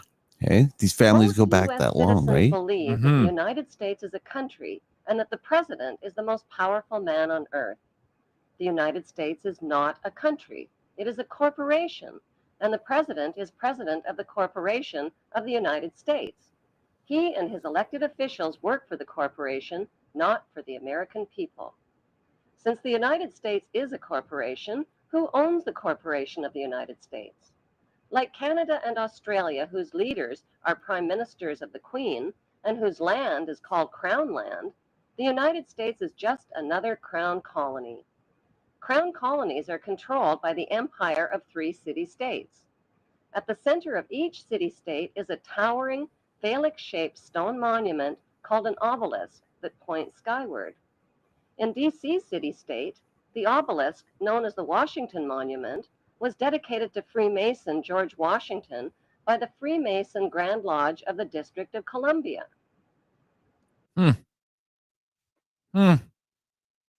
Interesting. Where are we at here? Part 6. City-state, the obelisk, known as the Washington Monument, was dedicated to Freemason George Washington by the Freemason Grand Lodge of the District of Columbia. The Secretive Brotherhood of Freemasons laid the Washington obelisk's cornerstone in 1848 and contributed 22 Masonic memorial stones. There's the picture. 250 Masonic lodges it's like in financed the stone them Washington doing Monument it. Obelisk, including the Knights Templar Masonic Order. At the heart of London city-state is a 187-ton, 69-foot-tall Egyptian obelisk called Cleopatra's Needle. 69. It was transported from Egypt and erected on the banks of the River Thames. They're always In obsessed Vatican with City, Egypt. Another Egyptian obelisk towers high above St. Peter's Square. They're real. Like, they're not like just ones they made. They took them from Egypt and brought them there as trophies, right? In like hundreds of years ago. What exactly? Imagine moving that obelisk? like 300 years ago or Obelisks 200 years are ago. phallic-shaped monuments honoring the pagan sun god of ancient Egypt called Amun-Ra. The spirit of this pagan god is said to reside within the obelisk. Obelisks symbolize the phallus and fertility. At the base of the obelisk, I've seen is a that one. sunwheel I've been circle there. symbolizing the vagina. Together, I've got pictures they of it depict like right male up close. and female sexual Oh, yeah. union. Worshippers of Amun believe Amun is the supreme god and creator of all things and can transform himself into other gods like There's that hat, Osiris, the eh? god of the underworld, Yeah. or Seth, the god of evil and chaos. Since vowels were interchangeable Basically in the the same biblical hat. Hebrew language, Amun can be spelled A-M-E-N, A-M-O-N, O-M-O-N, or A-M-U-N. Amen. Today, Amun is one of the most popularly used words in the entire world. It is used in all languages by Christians, Muslims, Hindus, and Jews at the end of prayer. Without realizing it, people all over the world are praising Amun. The Old Testament of the Bible is the holy book of both Christians and Jews. Amun is repeated over and over again throughout the Bible and is hidden within the word testament. The word Amun literally means the hidden one. Many are fooled into believing that Amun means so be it or truly. But in Kings 1, verse 36 of the Old Testament, Amun is identified as the Lord God of my Lord.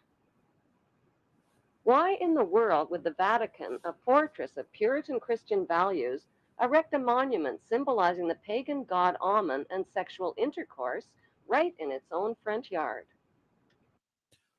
Well, if we've been praying to the god Amen this whole time, our population growth, it kind of supports that theory, don't you think? Yeah. We're overpopulated. We got too many people. Who? The planet. No, the planet. That's the biggest misconception probably in the world, is that we're overpopulated. I mean, just using current math and scaling, every single person in the entire world could currently fit into the size of Texas and have a house like probably the size of yours, like with a yard. Yeah. There's that much space. Okay. Yeah. Like when you think about, you know, I mean, you just probably look it up. But how many square miles is Texas, the size of Texas? Because, I mean, if you just take it block by block, right? And, you know, just imagine it as it was, you know, perfectly landscaped grass or whatever. And then you were going to build all these houses. Hey, Kyle. Hey, what's the square kilometers of Texas? Texas covers about 695,000 square kilometers. Quite a big place. How many acres would that turn into? How many acres is that? That's about 171,700,000 acres. A whole lot of land. Can you fit the entire population of the planet in there? Theoretically, yes. If you spread out the entire global population across Texas's area, it would be like having a small city of about 11,000 people per square kilometer. Might get a little cozy, though. So I guess it is tighter than I thought, but still, Yeah. like if you think of how big Texas is compared, you know, I mean, if you wanted to change that analogy to British Columbia or something. Yeah, right? not too far off from the truth. So the point is that you could put your people there, hypothetically, have your entire world center living in one spot and use the entire rest of the planet to grow food and fucking, you know. We don't do that. Right. That's fucked up when you think of it. You could grow all the vegetables you need. You could have cows grazing all over the place for meat eaters. And knowing that fact, does Gaza make sense now? Does Ukraine make sense now? Like, do you really need that? Like, we need to be the strongest and own the most. How much empty land you got in between there? Can't you just be like one strong? Like, I don't get why. Okay, don't matter. Something to chew on for to stay on topic. We're praying to the wrong god. Yeah, or like we're praying to the god of fertility with these Egyptian things. Mm-hmm. And still I don't know if it has an effect. It's hard to say. Yeah, I mean, the god of fertility, and then we've been praying to it. Just prayer in general, like, you know, I've never given much credence to that kind of thing, but I had seen a thing where they did some sort of experiment, you know, where people were like praying on one side of the planet, and then people were trying to monitor a reaction on the other side, you know, like in live time on a Zoom kind of thing. And I think in the experiment they were trying to like somebody was in a hospital and they were trying to like help, you know, heal something like some sort of like tumor or something like that. And they actually found like a reduction in the tumor over the course of this like prayer session. You know, like it went down 10% or something, you know, like, which would be, you know, impossible in, you know, a short amount of time. Right. Yeah. It's like how psychics can they can influence random number generators, like true random number generators. Right. Supposedly, yeah. Not one from like a computer program, but like one that they use in a university where it's calibrated. Right. An atomic clock or something. Yeah, and it truly gives random numbers. Have you listened to that new Joe Rogan podcast with Hal Puthoff? What? No. Yeah. Oh my God. Yeah. Oh, I've only been in it about 25 minutes, but he's already fucking said some crazy shit. Okay. We should listen to the first 10 minutes of it. The first 10 minutes? Yeah. Yeah. Well, maybe we can do it next time. Yeah, we can chew on that. The one I was chewing on was Harold Malmgren. Okay. And that's the one I sent to you. He gave some of the secret society stuff that I'm hoping that we're touching upon. Right. And that I'm hoping it crosses over. Kind of. He was more talking about the CIA. What he was a debater. Okay. He was brought in during Kennedy time. Okay. And he was the advisor to the president over 3 presidents and kind of stayed as an advisor like in the peripheral. Mm-hmm. This interview was taken on his deathbed. Like there is part proper interview, and then the other half is over the phone while he's in the hospital bed, like spilling beans. Right. Before he dies. Oh, was this the CIA guy though? Is that what you're saying? He's connected. He was connected with the CIA, and he was talking about how he was involved with Kennedy, or he knew something about the killing. Yeah, he was Kennedy's advisor. Right, but was he the guy that said something like, "Oh, I had one of the bullets" or something like that? And there was a guy who recently came out that was involved somehow with the CIA, and somehow he was saying he said he was the guy that put that bullet that they found.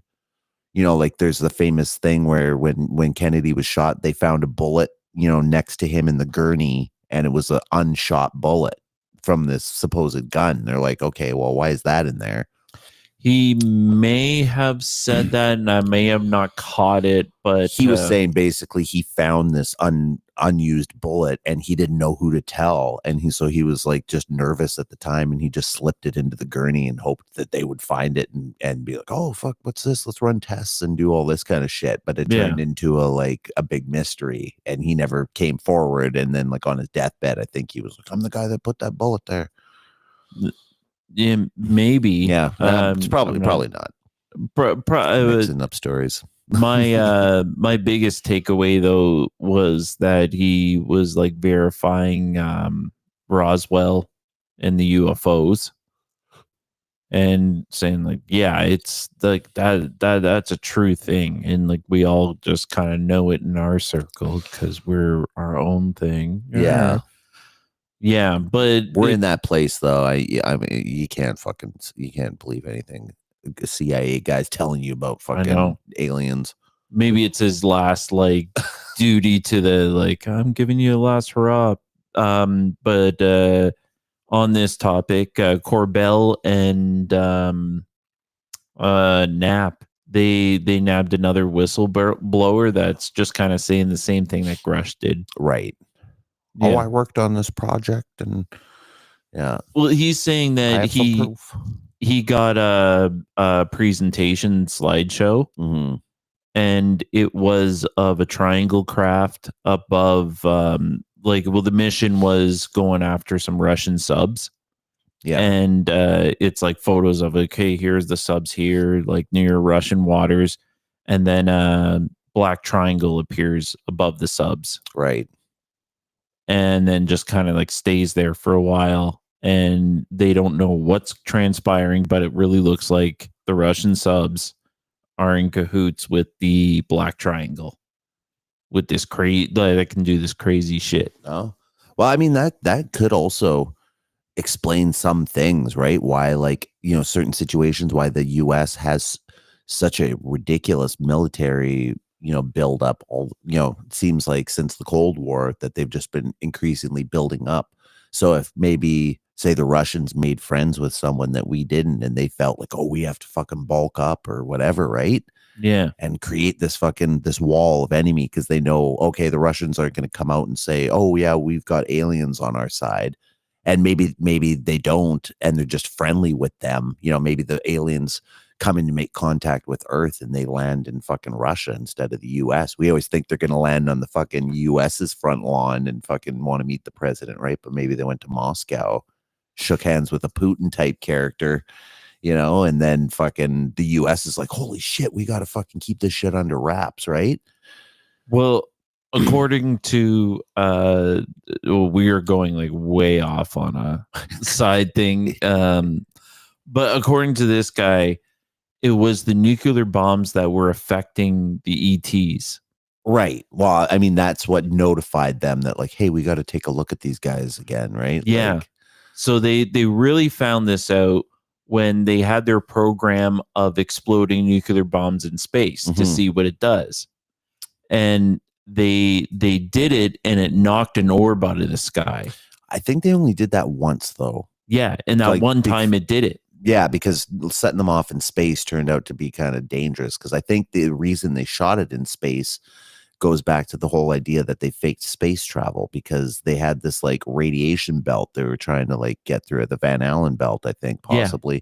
And they were like, well, if we set off a nuke, it'll blow all the fucking radiation away or something. That was their idea, I think, and create like a fucking bubble that they could get through. And it just didn't end up working out. No, because it created a giant electromagnetic pulse. Right. Every A-bomb does that. Right. And in space that translated down here and like, oh, okay, that's kind of shitty. We can't do that.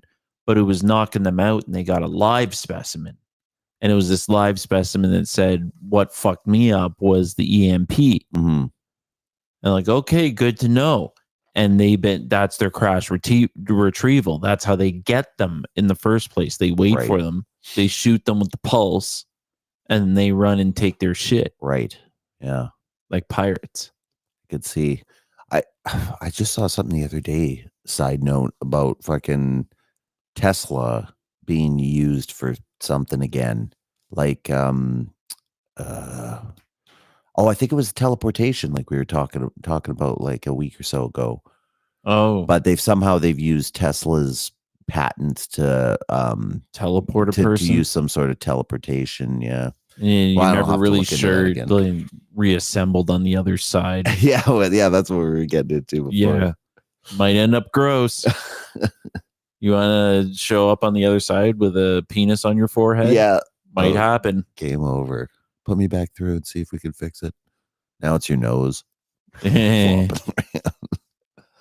Could happen. That'd be wild. Imagine fucking your penis was on your nose, or like was your nose, Yeah, that was in that Deuce Bigalow movie, the chick from Chernobyl. No, I don't remember. Oh, well, I remember that movie, but I do not remember the penis fucking nose woman. Oh, it was the second one. Sorry. There's a second Deuce Bigalow? What? Deuce Bigalow, male gigolo, and there's a second, what, like goes to Europe? Was that it? Yeah. Deuce Bigalow, European gigolo, was that it? Yeah. I'm not ashamed to say I'm a Rob Schneider fan. Yeah, I like Rob Schneider. I think I've seen almost pretty much all of his films, but still, anyways, it's been a while since he made anything, I think. Yeah, so the women he was gigoloing with over there were all the European women with problems. And one was the Chernobyl one. Chernobyl one, that's hilarious. She wore a veil over her face. Yeah. So like you just got a sense of it. They were trying. I was going to say they're trying to be tasteful, but like no, they probably just the censors are like, you can't show that. And they're like, okay, getting away with what they can. Yeah, and it was great for that. It made me laugh. Yeah. I like it. Thinking Gonzo.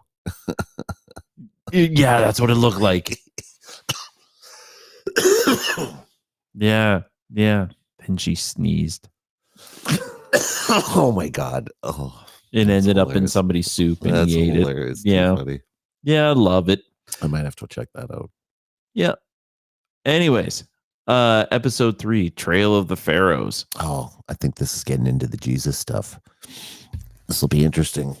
Yeah, so we'll finish this one off and we'll put a pin in it. Yeah, okay. Sounds like a plan. This one will get you hooked.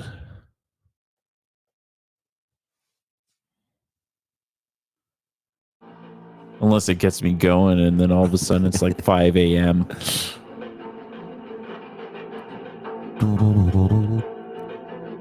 Gaza Strip, Israel. Then 100,000 settlers. It said 7,000 settlers starting, then 100,000. This is kind of what it looks like now. They just take these guys out and then they put up their houses. And then this is the angry Palestinians. Yeah. Right? Just this is like years and years ago. Look at it. It looks like it could have been shot today, right?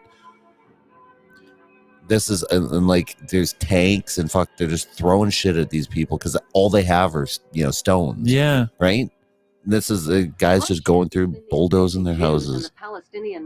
It wouldn't it piss you off to learn that it's look at this, their whole place is just being bulldozed. It's not even so much a people as just like one angry bitch. Why? This is an important because part. Israel has written human history, and it is also writing the future of humanity. It is important to know that the land now called Israel was originally called Canaan in ancient times. Canaan was populated by the Canaanite people, who were the ancestors of today's Palestinians imprisoned in refugee camps in Israel. About 3,500 years ago, the Semitic Hyksos kings ruled Egypt for 100 years, but were expelled from Egypt into Canaan. The Egyptians called these Hyksos people the Habarus, which means Hebrews. These expelled Hebrews invaded and conquered the land of Canaan and changed the name of the land from Canaan to Israel.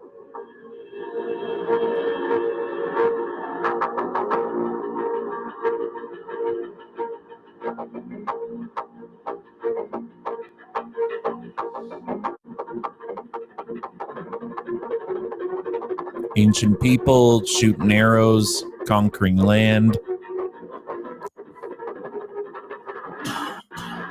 In 135 AD, the name was once again changed to Palestine after the Romans conquered the land. As recently as 1948, the name after Pale Frankenstein took it over again by the Hebrew Zionists, who slaughtered and drove the Palestinian people from their homes. Palestine, help people.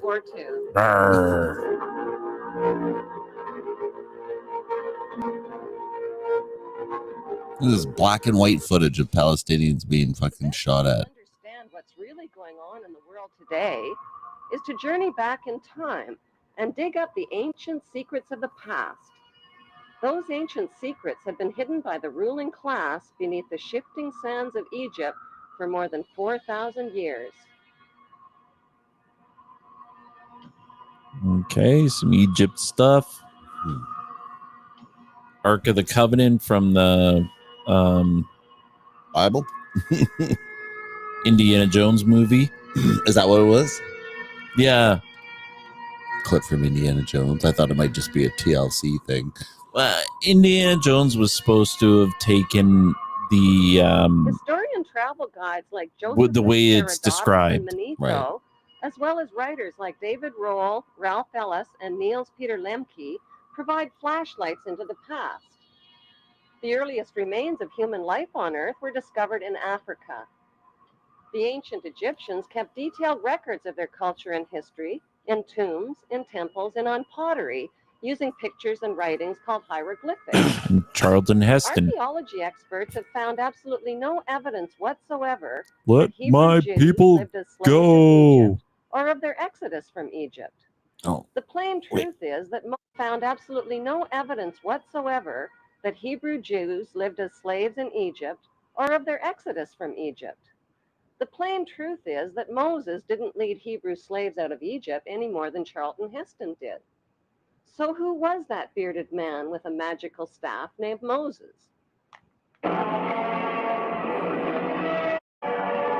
Or of any of the Bible's main cast of Hebrew characters, from Abraham to Jacob to Joseph to King David to King Solomon. There is, however, plenty of evidence for the existence of Egyptian pharaohs who these biblical characters are based on. The Bible's Old Testament has carefully covered up the connection between the Egyptian pharaohs and the Hebrew patriarchs by mixing up historical facts with myths and legends. King David was pretty badass in that story, eh? Historians is to separate fact from fiction. He was, but he's not quite the Modern nice guy that everyone have confirmed thinks that he the was. Hebrews were not a race of people as once thought. He had They like were an a infinity Semitic, gauntlet in the Asiatic form class of a chest foreign plate, workers didn't he? who migrated Yeah. into Egypt Yeah. from neighboring lands in search of work as craftsmen and builders. But so originally they're As their saying the population Hebrews multiplied were over hundreds just of people years, who came in they to work, contributed to Egyptian not necessarily technology, worshipped ethnic. Egyptian gods, Yeah, they intermarried have with Egyptian lots of nobility, proof and that gradually the rose to positions of power and pyramid wealth in building Egypt. was like a stable job. Yeah. The Bible story of the Hebrew Jews begins with Abram, who was born north of Canaan in the town of Ur around 2055 BC. Abram married his beautiful sister Sarai. At God's command, the incestuous couple changed their names to the Egyptian names of Abraham and Sarah and migrated to Egypt. Once I in remember Egypt, that from the Abraham stories. turned his sister wife Sarah over to the Pharaoh as his harem sex slave and was rewarded with gold and silver. Awesome stories, eh? Covenants or promises from God. God promised to make his name great and to make a great nation for him. This is important. God also made a circumcision covenant with Abraham, commanding him to mark the flesh of his people and slaves by cutting off the protective foreskin. That's an Egyptian tomb painting. Circumcision was a painful barbaric custom that was introduced into Egypt near this same time. We were taught that as well. Survived to this day. It was the mark of Hebrew ownership. They're just showing the picture just like that, eh? Yeah. This mutilation custom has more to do with the mark of Hebrew ownership than with I'll hygiene. never find that not funny. Because you could imagine. Let's pause it. You could imagine back then that would have been the only way to tell if you were a slave or not, right? Be like, oh, pull down your pants. Let's see. Right? If it looked like that, then you were a slave. If you look like that, you were a free man. Because what free man would do that? In the continuing Bible story, Abraham married an Egyptian woman named Hagar because his sister wife Sarah couldn't conceive. But at age 90, Sarah finally gave birth to a son named Isaac. Yep, I remember that was taught to me as well. Abraham Isaac and picked up a knife to kill him. Just as Abraham was about to plunge the knife into Isaac, he learned God was only kidding. Yep. JK, thanks for showing your loyalty. Who was the ruling pharaoh that the Bible neglects to identify when Abraham and Sarah reached Egypt? His name was Amenemhet I, and he ruled Egypt from 1991 BC to 1962 BC. The name Amenemhet means Amen is the head. Besides Pharaoh Amenemhet and biblical Abraham living in the same place at the same time, is the name Amen?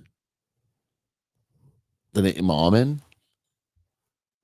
The name Amenemhet means Amen is the head.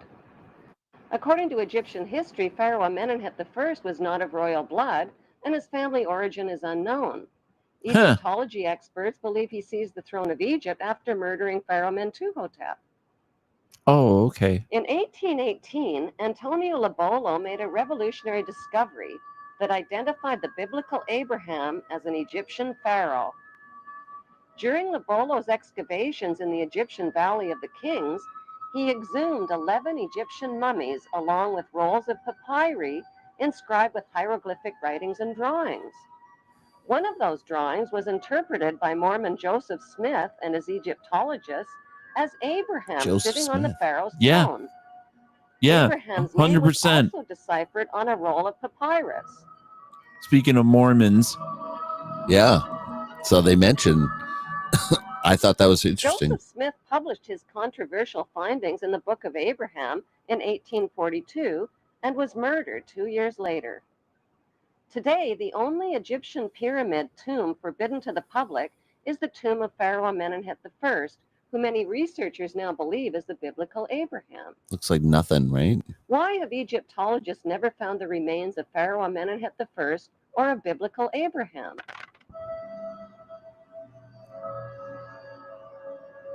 The best explanation is that their common remains are concealed inside the famous Ark of the Covenant. The Hollywood movie Raiders of the Lost Ark was about the search for the lost Ark of the Covenant. You were right. According to the Bible story, the tablets of the Ten Commandments given to Moses by God were stored inside the Ark.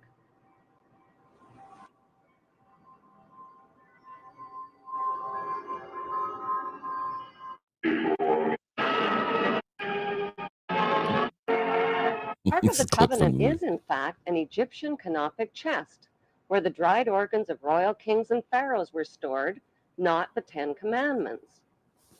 Why did the Hebrews call their royal canopic chest the Ark of the Covenant? Because the name signifies the covenants or promises that God made with Abraham. Would the Hebrews carry the Ark of the Covenant into battle to kill and steal if it really contained commandments like thou shalt not kill or steal? The best explanation is that the ark contained the remains of their ancestral leader who led them into battle. Biblical Hebrew rulers like King Solomon broke all of the commandments, just like today's rulers who make and break laws and commandments to exploit the obedient masses. The evidence shows that the ancestral patriarch of the Hebrew Jews is Amenemhet I, and that his biblical name is Abraham. Since Pharaoh Amenemhet worshipped the god Amun, are Amun and the biblical God the same God? Michelangelo's Vatican painting of God depicts God as an angry, bearded white man. God's words, actions, and deeds in the Bible's Old Testament show God's extreme favoritism for the Hebrews generally and for Hebrew males in particular. Okay. By today's standards, that behavior is considered. So I got a red string here. God admits to being a jealous God. From what they're saying, Abraham, well, one of the original tribesmen of the Hebrews, right? Yes, that's what they think they're saying. Yeah. So he walks into he's talking with God, and he's like, this guy is extra special because he's living extra long. Right. His wife Sarah was 90 years old when she finally gave birth to Isaac. Right. I think everyone was living long then, though. Yeah. He's an extra long, like, biblical person. Isaac, he gets the message from God, so a message from somewhere else that says, kill your son. And then when he just about does it, he said, God comes back and says, JK, yeah, just wanted to see if you'd do it. Okay. They roll into Egypt, take it over, and he becomes Amen head the first. And then declares himself God in our writing, and we start praying to him. He becomes the God of fertility, and they start saying that the God of the old man that's angry with all the stuff is supposed to be him. Is that what they're getting at, you mean? Yeah, that's what I'm getting. I don't think so. I think what they're saying basically is the that the Amenemhet story is kind of what actually happened in history. What we have kind of is blended into the biblical side. So like his history, his personal history has melded into that. So I think like he had a similar kind of story, like he had a son and stuff like that like may or may not have sacrificed. Yeah. I will add that I was taught that the Ark of the Covenant would shoot lightning bolts out of it, right? Yeah, and it would flatten down whole armies. Yeah. What I think and what was I told was speculated that what is that actually in there is probably a meteorite. Or a piece of uranium. Right. And when it's in that gold box, those two gold angels that are on the top, in between the wings, you'll get little sparks because physics and science, it's creating electricity. So when we're coming in with our God, and then they see like the little sparks and they're like, oh shit. Whole battlefields would, there's probably a group of them that ran. So yeah, I think the idea that like there could be an actual ark, and you'd be like, well, what's in there? This idea that it was probably like a gold chest they touted around with mummified remains in it. Yeah. Right. That seems very logical. Right. It's about like the mummified remains of their first king, and they always carry him, as kings would, in Middle Ages, right? They'd be in there fucking fighting, right? They wouldn't just sit in the castle. I think that was a little later warfare, like pussy kings. Oh yeah. Back at that time, the kings would be in the mix. Yeah, carrying the remains. At the very least, they're there overseeing the battle, right? So so like in this case, your guys march in with the golden box that's got your king's remains, and they'd be the first people at the front, and then that golden box just might spark on its own because the desert's dry, right? Who knows? Static electricity. Yeah, maybe it just happened once, and then enough people saw it, and they're like, "Oh shit, he's back! He's back. with us!" And that's why they revere it. Like, oh, a bunch of people witnessed a fucking shock come off that once. But the Freemasons, they claim they have 5 of them. 5 arcs? 5 arks. Right. Not one, right. but 5. Well, that would make sense in the sense that if it was actually a tomb, a mobile tomb, basically, then there'd be like 5, high up people, right? That they just kept them in their remains in boxes. Yeah, probably wrapped in meteorites or something like that. Who knows? We know they were definitely using meteorites, right? Someone would find them and bring them to the king, and they would make, King Tut had a dagger made from a meteor. Yeah, but I do like this kind of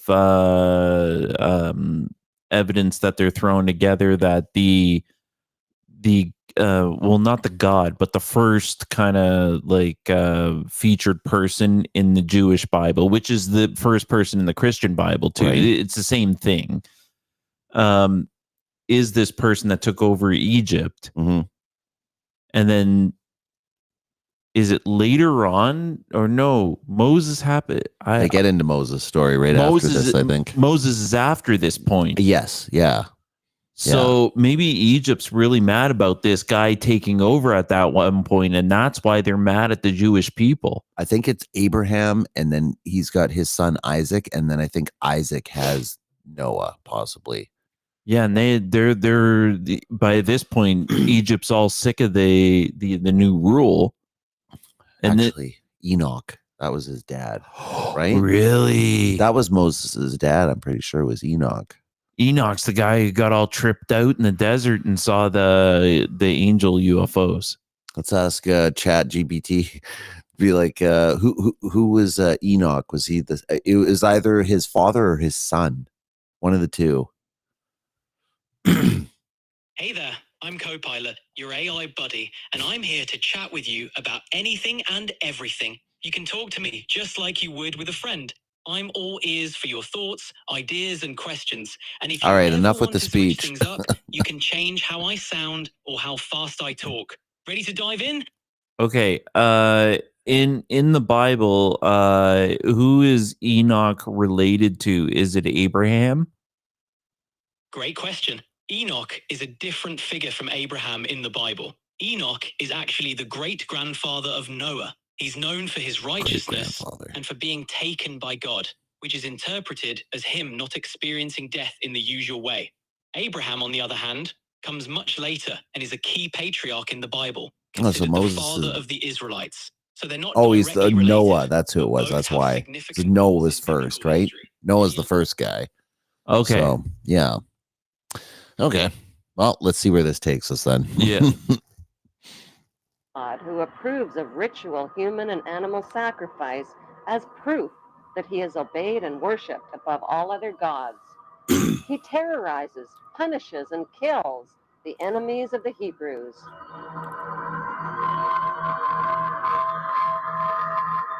He uses his godly power to kill Egyptian children and spread plagues, famines, pestilence, and darkness. He magically turns staffs into deadly venomous snakes and turns the Nile River into blood. Like the biblical god, the god Amun-Ra also turns the Nile River into blood in the Egyptian myth of Hathor. The Bible God's opinion of humanity is that all human beings are sinful children who are all born into sin. Since his words and deeds describe an angry, violent, and jealous God, are the biblical God and the ancient Egyptian god Amun, whose name is repeated over and over in the Bible, one and the same God? I think so. What is an Egyptian pyramid and the eye of the Egyptian god Horus doing on the American $1 bill? Good question. Why have Washington, London, and the Vatican erected towering obelisk monuments honoring the pagan Egyptian god Amun-Ra? In the next Bible episode, Abraham's son Isaac, who Abraham almost stabbed to death, grows up to father twin boys named Jacob and Esau. Oh, yeah. A murderous rivalry develops between the twins, and Jacob flees to a place known today as Bethel in Israel. There's supposed to be a third one, too. That's the same as Cain and Abel. And right. Dreams of a stairway reaching to heaven like a ladder. The stairway in Jacob's dream describes the step pyramids built by Egyptian pharaohs like ladders reaching to heaven. The symbolic stone where the Hebrew Jacob laid his head thousands of years ago in Bethel is alternately called the Stone of Jacob, the Stone of Destiny, and the Stone of Scone. Today, the symbolic stone can be found underneath the British throne chair on top of the symbolic step pyramid where the Queen and other British monarchs have been crowned. That's the stone. Wow. The battered oak coronation throne, on which every English monarch has been crowned, is built over the Stone of Scone. As the Bible story continues, God promises Jacob that a nation and a company of nations shall come from him, and kings will spring from him. Jacob marries 2 of his girl cousins and fathers 12 sons. As Jacob ages, Joseph becomes his favorite son, and Dan becomes his venomous son. His Technicolor dream coat. Yeah. I remember that cartoon. His sons and his Hebrew clan and migrates from Canaan into Egypt. This Hebrew migration into Egypt closely parallels Egyptian history when the Semitic Hyksos migrants overthrew the Egyptian pharaohs and seized the throne of Egypt. Huzzah! One of the Semitic Hyksos leaders who became king of Egypt was Yakuber. Since Yakuber is the Aramean name for Jacob, Egyptology experts interpret this as factual evidence that the biblical Jacob and the Hyksos king Yakuber were one and the same.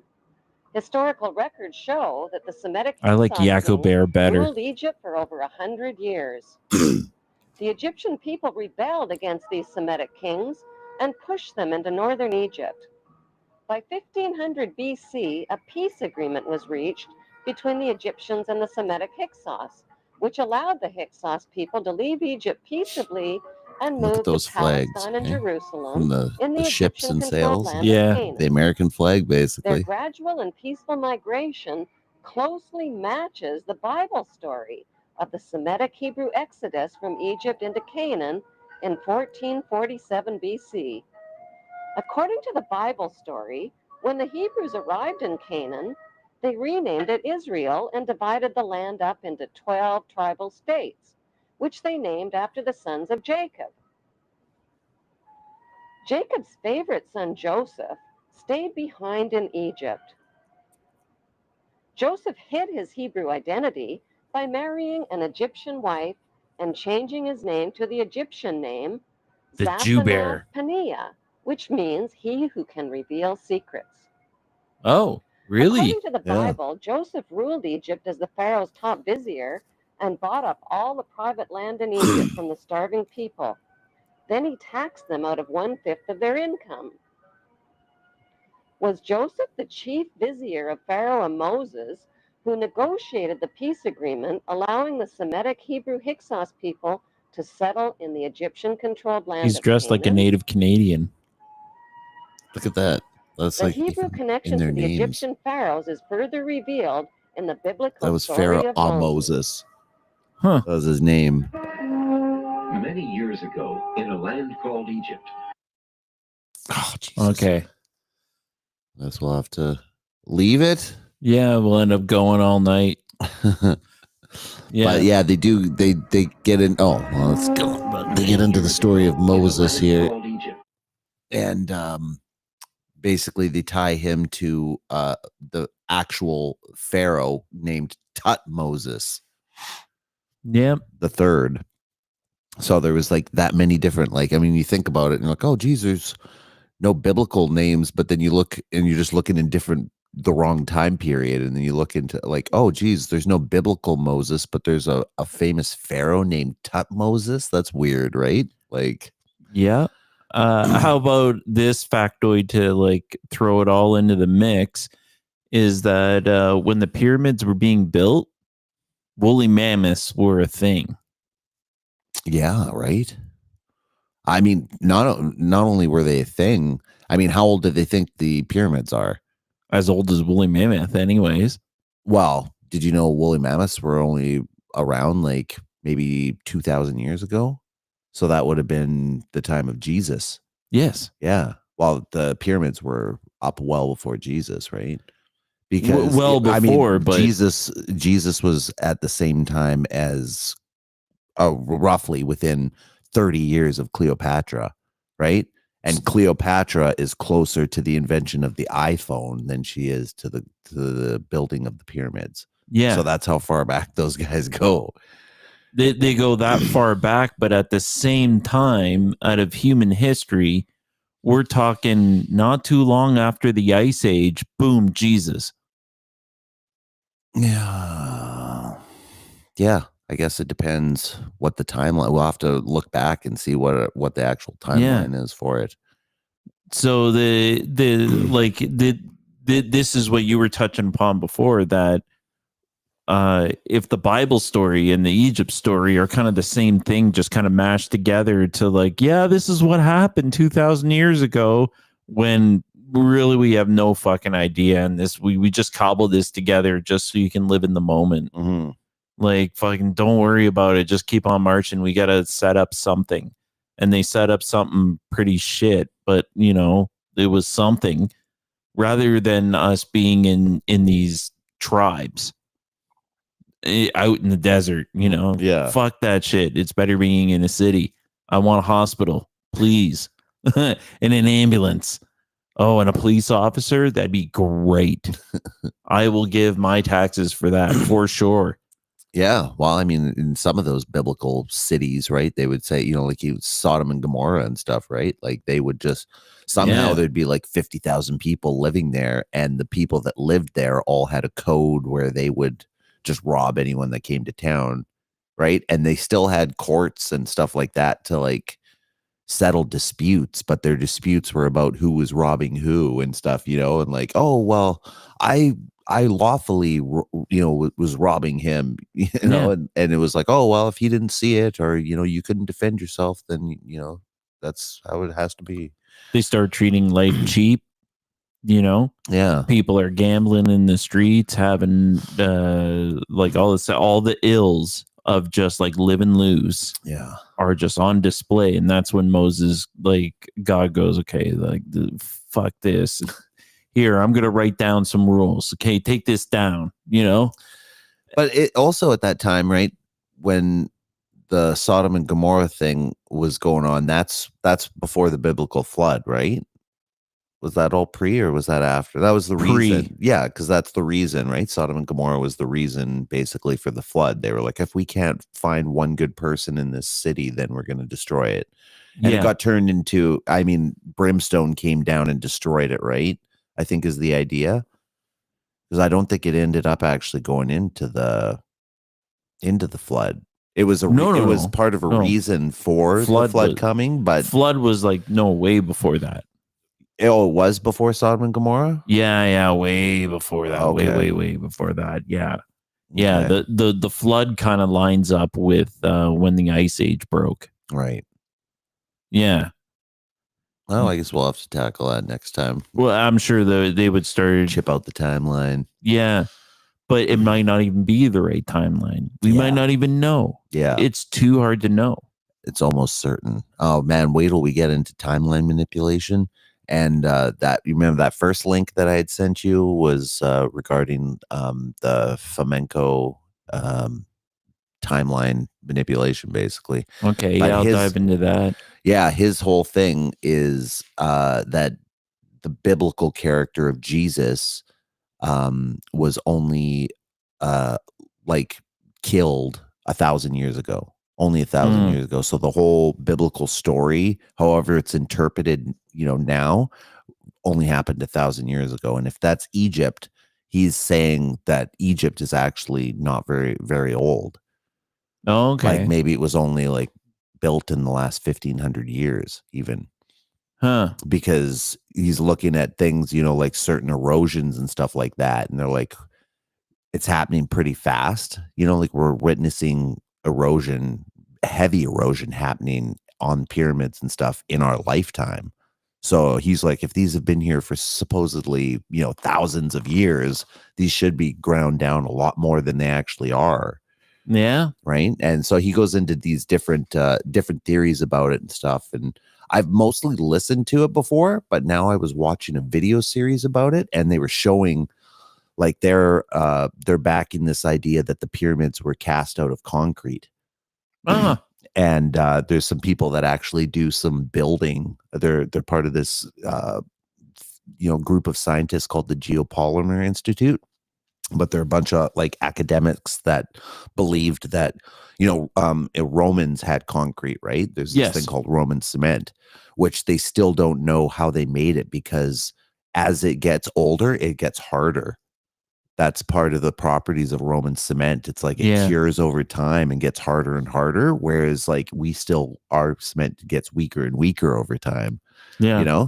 So it's like they're interested and they don't know how they did it back then. And these people are saying, using this Roman system of cement, that the pyramids were cast in a very similar way, and they show all these evidence showing blocks from it and whatever. But we'll have to get into that another time, because it's a good one. But is it Roman or is it from another timeline? Well, that's the thing. That's the thing that we have to get into and see. But I mean, if this Roman cement thing, could translate, then, you can't really date rock, right? So that's where we have are these stories. That's how we date everything, is through, Josephus and all these historians who are like, here's these stories we've collected. We know there's a parchment from this time that talked about this king in 500 years ago. We have three sources of people who mention this king, so we know that he's real, supposedly. And so if we know he's real, now we know that 500 years ago, this is the guy that was there, and anything that we have associated with him, we can say is canon now, right?